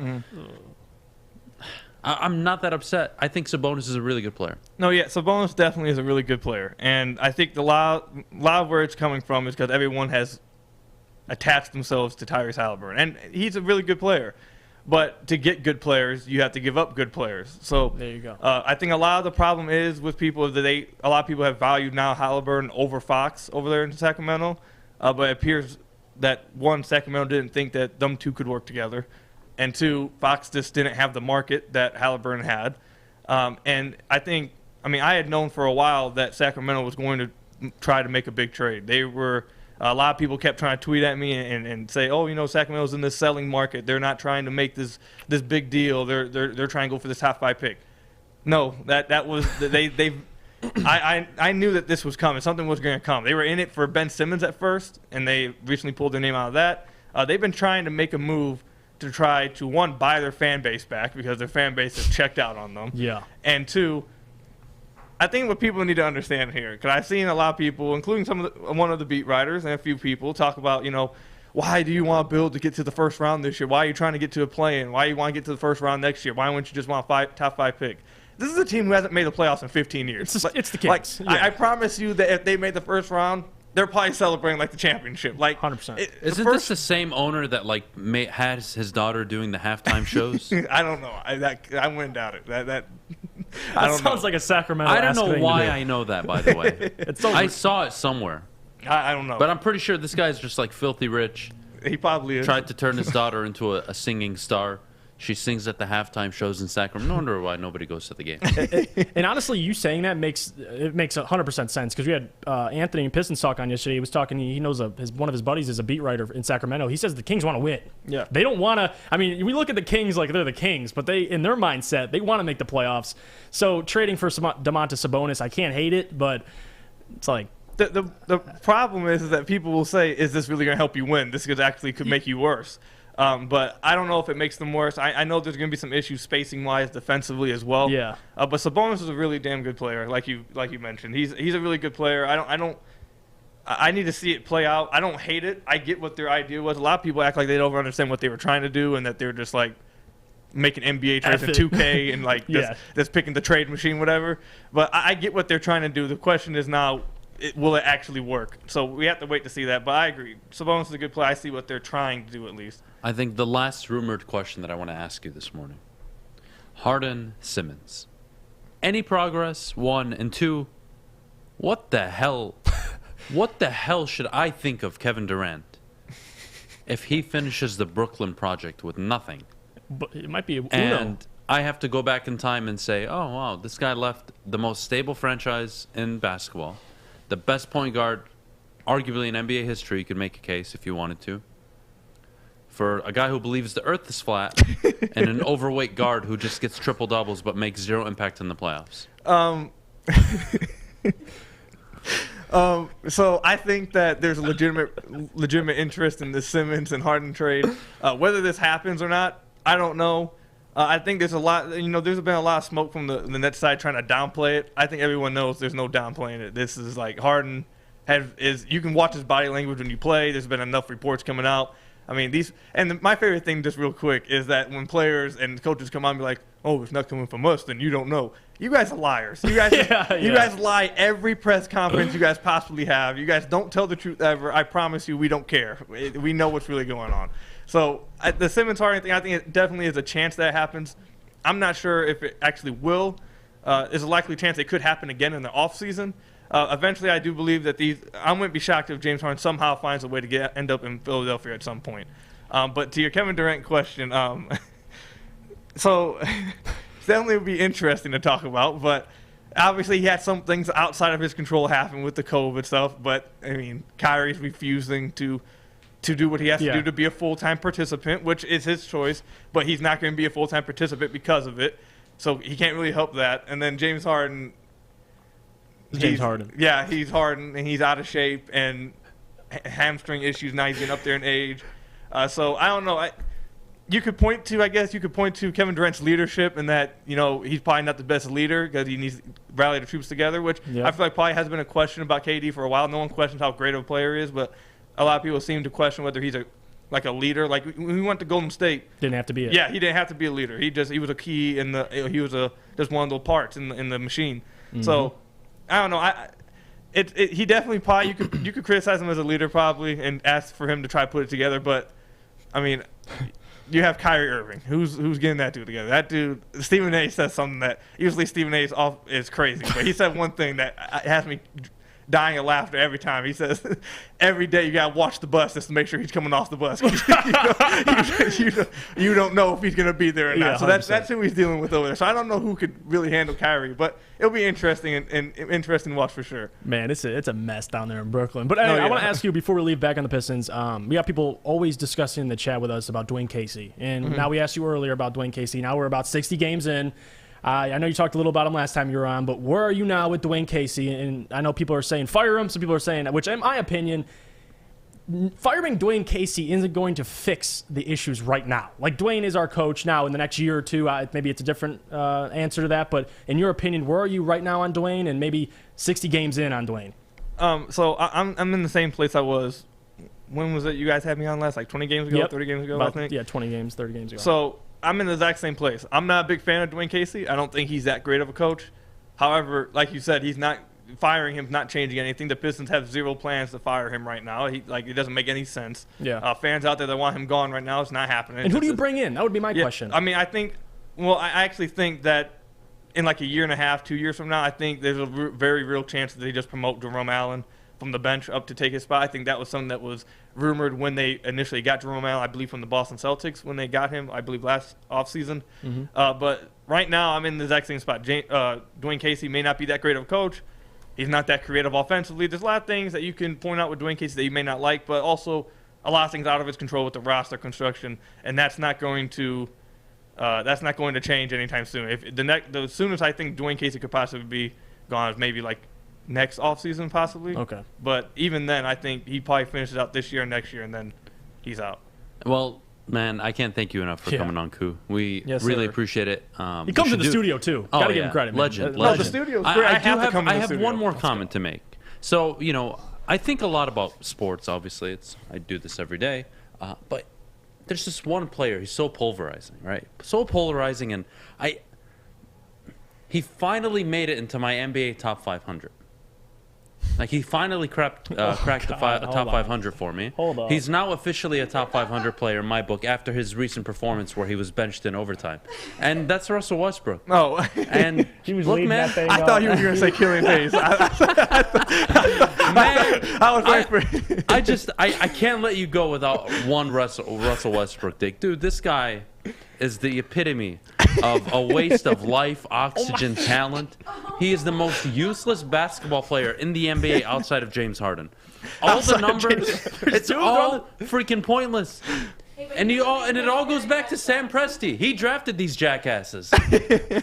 Jesus Christ, these guys are unbelievably bad. This guy gets benched for Malik Monk, who puts up 31, 33. Dude, Hillbilly Kobe was out there. Hillbilly Kobe was out there playing, too. He was 1 for 10 from the field, and we say he's a top 10 point guard of all time. He's not top 100. Okay. I'd rather have, I don't know, give me... All right, I don't even want to start with the top list because I don't even want to compare him to the top players. But I don't know. Give me Muggsy Bogues over. Give me. I'll start my team with. I'll start my team with Tony Parker. I'll start my team with what's his name, Dellavedova, the white dude, white dude who had one good game with LeBron James and got an NBA contract for the rest of his life. Love Delly. You're throwing strays at my guys. Any trash. Give me Ricky Rubio at 14 years old over Russell Westbrook in his prime. The MVP over there in Europe. This guy, I can't believe we awarded this trash of a player an MVP award. Dude, he's set to make nearly $50 million next year with a player option. Oh yeah, it's awful. It's awful. It's bad. But I'm happy for him. He finally cracked the top 500. That's a big deal. Wait, can I ask you how he cracked the top 500? By getting benched. So he elevated. By the way, I will never hide my feelings of disdain and disgust of Russell Westbrook ever. It is an ongoing fight. When Pistons fan, by the way, Pistons fans, fuck you. Huh? All you stupid motherfuckers that told me, we should get Russell Westbrook. We'll make the playoffs as a 7 seed and get swept every year. And we'll sell out the LCA. At least it'll be entertaining. Weren't you complaining about Blake Griffin, Andre Drummond, and Reggie Jackson? Blake did it. I mean, yeah. Russell Westbrook. Cool. I would go to war over this guy. If the Pistons ever decided to trade for him or sign him, you would see me outside of Metro Detroit with a tactical weapon. Let's just put it that way. Tactical weapon. All right, you know what? All right, I've made enough threats. I'm probably going to get arrested pretty soon. Koo, thank you so much for joining us this morning. We got to go to break. When we get back, the top 10 players heading into Super Bowl Super Bowl 56. I totally lost my train of thought. Jeff, though, before we go, can you please tell us about SMA? Yes, I can. Listen, we can tell you about our buddies at the SMA agency. SMA has been leveraging pro athletes and other notables for a decade against the issues around mental health and substance use disorder. With the help of NFL alumni Sean Jordan, has been able to save lives and take a stand against these issues. And soon, coming to Woodward Sports, the Sports Marketing Podcast. This is the F-Word series on fentanyl. If you're struggling with substance abuse or mental health, they are here to help. You see them right there. They are here to help. Now, tell them when you do go there that Woodward Sports sent you. Life is full of hard choices. We're here to make one of life's biggest decisions as simple as possible. My name is Christina Gennari, and for over 20 years, I've helped hundreds of families buy and sell homes. We cover all of Metro Detroit and more, from large luxury homes to starter homes. We will work hard to make sure that you get the home of your dreams. So if you're in the market today or even thinking about buying or selling in the future, Make the obvious choice. Christina Gennari, the obvious choice in real estate. Visit us at soldchristina.com today. YouTube, Woodward Sports is there. Facebook, Woodward Sports is there. IG, TikTok, Spotify, Google Play, app, radio. Woodward Sports is everywhere. Make sure you follow, like, download, and listen anywhere. Ladies and gentlemen, Chili Pepper Tanning is where you'll find the cleanest salons in Detroit with spotless, sanitized rooms and trained, certified professionals. Fish, mute your mic. If you ever do that again, is that on the Chili Pepper read? I will fire you. I was just getting excited. Right now, Chili Pepper. Join Kidding. the Pepper Club for all the best deals, and they'll beat your competitors by $5. Don't forget to pick up Australian Gold, Designer Skin, California Tan, and Swedish Beauty lotions. Chili Pepper's Tanning Salon, again, a new partner and sponsor of the Woodward Sports Network. Show them some love. Maddie. I don't know what that was. I don't know either. I'm so sorry. Fish, we got to drug test Fish, to be honest with all of you. Anyways. Drug test Fish. Super Bowl is this weekend. It's very exciting. I can't wait. Who do you guys have for your top 10 players? This weekend? was tough. 10 players. I got it down. I'll start with my 10. Okay. Or at least I'll give you my first 5, right? So we'll go number 10, Joe Mixon. All right, Joe Mixon That's for me. who I have, yep. All right, cool. Joe Mixon for me, number 10. Number 9, Odell Beckham. Number 8, Trey Hendrickson, edge rusher, obviously for Cincinnati. Yep. Number 7, back and forth a lot, but I'm going to give Von Miller the edge. We have the listen, I have T. Higgins over Odell, but I have everything else the same. Oh, well, T. Higgins is next. Oh, okay. I got T. Higgins at 6. Wow. Jamar Chase at 5. Jalen Ramsey at 4. Cooper Kupp at 3. Excuse me. What the hell is his name? Why am I forgetting this? Quarterbacks? Joe Burrow at 2 and Matthew Stafford at 1. Wow. Oh, my God. Aaron Donald. How could I forget? I was about to say, you have quarterbacks over Aaron Donald. Okay, Yeah, I'll let you. You didn't say Aaron Donald. I'm assuming that would be It's all good. So let's just revisit. Okay. All right. I'll push back. I'll push out T. Higgins. All right. We'll go number 1 Stafford, 2 Cooper. Excuse me, not Cooper Kupp. Number 2 Joe Burrow. Number 3 Aaron Donald. Number 4 Cooper Kupp. Number 5 Jamar Chase. Number 6 Jalen Ramsey. 7 I'll go Von Miller. 8 Hendrickson. 9 Odell Beckham. 10 Mixon. I like that. And listen, a lot of ours are similar. I have 10 Mixon. I have 9. I have T. Higgins over Odell. I think T. Higgins is put the work in this year. He's done great. So T. Higgins, Trey Hendrickson at 8, Von Miller at 7. I have Jamar Chase at 6. And then here I have Joe Burrow at 5, Matthew at 4, and then Kupp, Ramsey, Donald. I think honestly the top 3 players going into the Super Bowl I don't think are quarterbacks, but at the same time quarterback is the most position of football, so I'm not going to sit here and argue with you. I do have my top 3 as Aaron Donald, Jalen Ramsey, and Cooper Kupp. And then I have Matthew. You have Ramsey up there. I do. I think Ramsey, he's not only very important in this game, but out of all the players that are going into the Super Bowl in terms of talent, like he had a career year in LA this year. Maybe he didn't play the best in the playoffs. Let me ask you this. But I like him. What is the one storyline, if you can think of one, that is not being talked about enough, that maybe has nothing to do with on-the-field interactions, that will be a driving force in why X team or X player performs? Do you have anything off the top of your head? Off the field? Yeah. I think Aaron Donald, in terms of legacy, I think he's very worried about his legacy. He knows how, as dominant as Aaron Donald's been, he has the one piece he thinks he needs. That's a Super Bowl. I think that'll be the driving factor, and why he's still the number 1 player by the end of the Super Bowl. But other than that, you can mention Jalen Ramsey. He made the run to the championship game with the Jaguars. He's looking to finally get a Super Bowl. That's really the 2 for me, and then Stafford and everything else. But I love those 2 storylines. There's one thing I don't think anybody is talking about. What's up?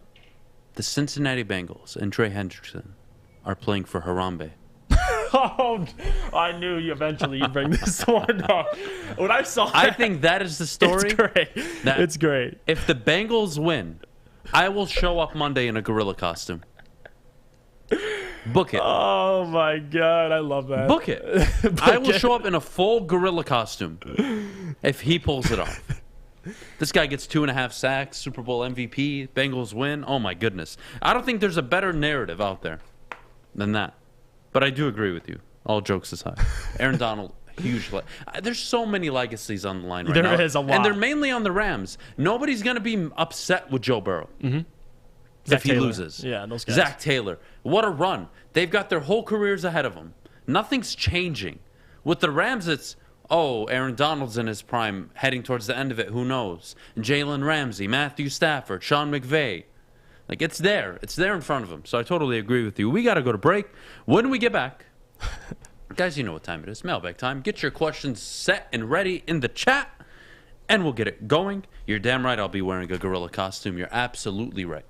But before we go, Jeff, could you please tell us about Lady Jane's? I can. Well, listen, guys, I got my hat off today, but I do need a haircut, which I will be getting later. And Lady Jane's, they're going to help me out with that. Let's be honest, guys. We like simple stuff, and like football 5 days a week, we like things uncomplicated. And like Lady Jane's Haircuts for Men, you walk in, you sign in, you sit down, and before you know it, as you're getting your haircut, you're getting taken care of, you get to watch your favorite sports teams on the televisions I'm looking at right now.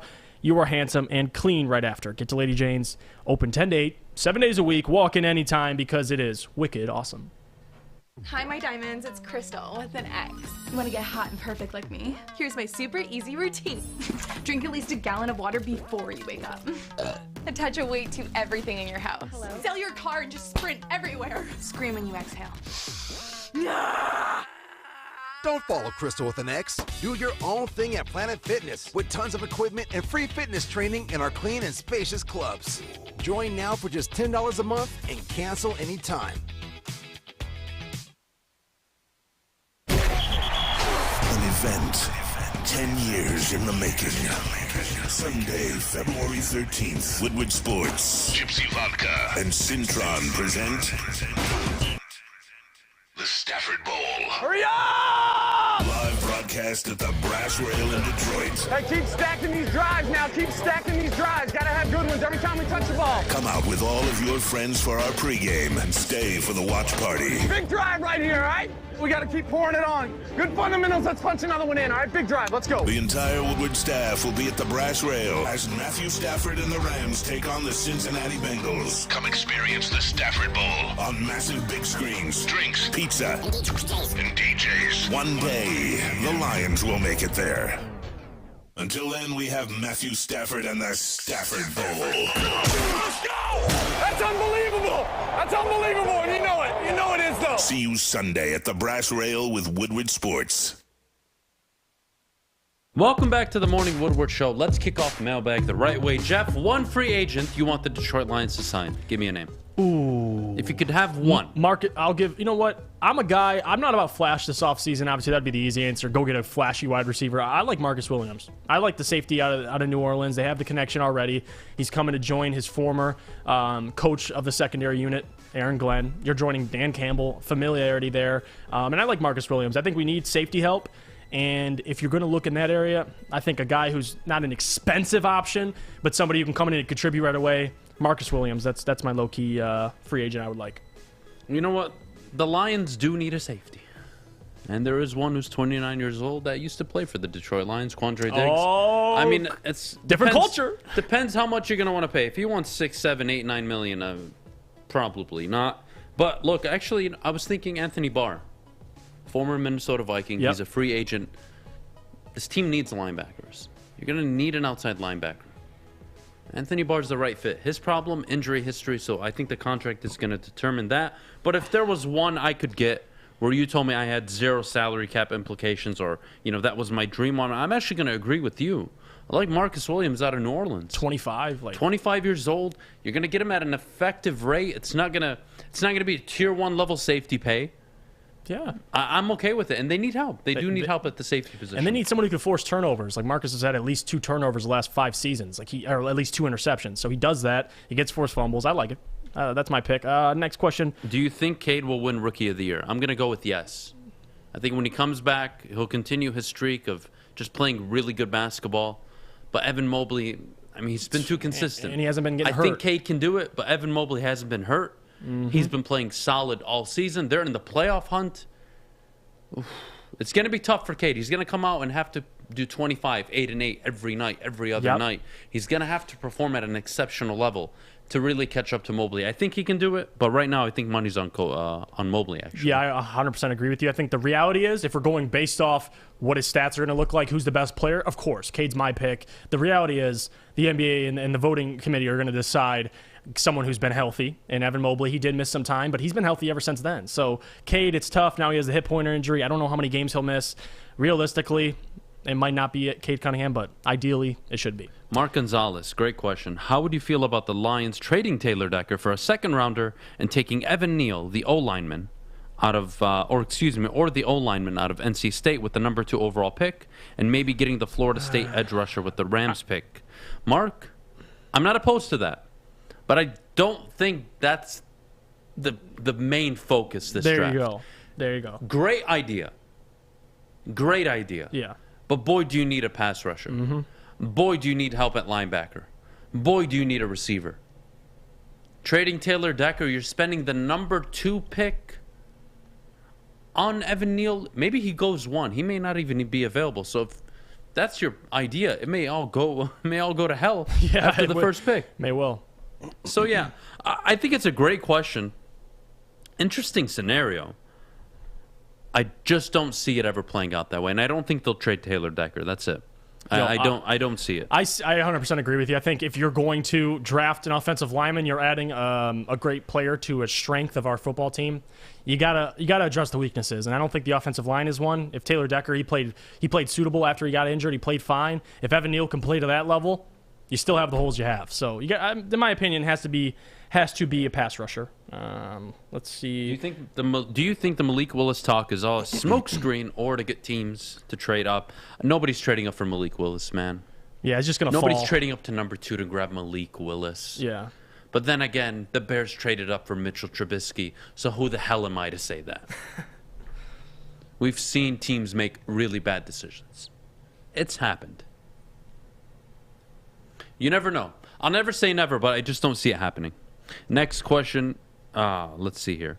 I think you take Penning or Raymond in the second round, then trade Decker for a 2. I mean, you guys are suggesting the Decker trade. I'm going to look more into it. I suggested it way earlier in the year, but the cap penalty, to be fair, would have been disastrous. But you can trade him now post June 1st, I believe, and it isn't the worst. He's got a friendly contract. But right now, the offensive line is something I'm not going to worry about. Yeah, it's not my focus right now. My focus right now is on the defensive side of the ball and addressing a few key skill position players. Let's see. Next question. Would you try to trade for Jalen Smith from the Suns? Interesting. I wouldn't. I don't think that's a trade. And the Suns are trying to win a championship. So are they going to go after a Grant? I don't see that playing out. The cap maneuvering doesn't make sense in that trade. I don't see it. I really don't. I really, really don't. Jeff, I have a question for you, actually, now that we're on the Pistons real quick. What does it take for you to say, I'm off of the Dwayne Casey train? Not that you are on it, but I think just from the standpoint of, I'm done with it, I'm sick of it, move on. What does that look like? Is it a win-loss column issue? It's going to be both. It's going to be, I'm obviously, this year, it's a wash. You know they're going to lose games. My evaluation of Dwayne Casey starts next season. How do they start? How does the team look? Locker room. How's the team responding to Dwayne Casey? Do they look like they've kind of, gotten sick of his message? I think that's the biggest thing, because in basketball, it's not always X's and O's. It's you need a guy that can, rally for your team. Not only that, put you in the best situations to win, and you can get a guy that everyone can play hard for. Dwayne Casey's a great head coach, in my opinion. I think he's a great teacher of the game. The question is, can you come out next year and go 500? Can you go out next year and make it to 10 for the play-in tournament? I don't know, and I think that's what I'm going to base it off. It's tough to judge Dwayne this year, but certainly this year there's been a lot of questions. Enough questions for me to question his job. But to say I'll fire him without knowing who else I'm going to bring in, I know Coop made up a great point bringing in Jerome Allen. I don't know what the Pistons are going to do, but as of right now, I don't see a guy walking into this team and turning them around like that. So I'm holding on Dwayne until next season. All right. Next question. Is there a star player the Red Wings can acquire in free agency, or is it somebody within the team that can help them take the next step? I'll tell you what. There are 2 players in the upcoming free agent class that I'm looking at. Philip Forsberg and Johnny Gaudreau. Those are the two I'm looking at.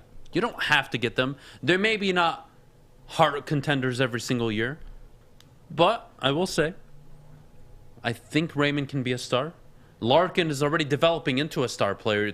You're seeing it right in front of you.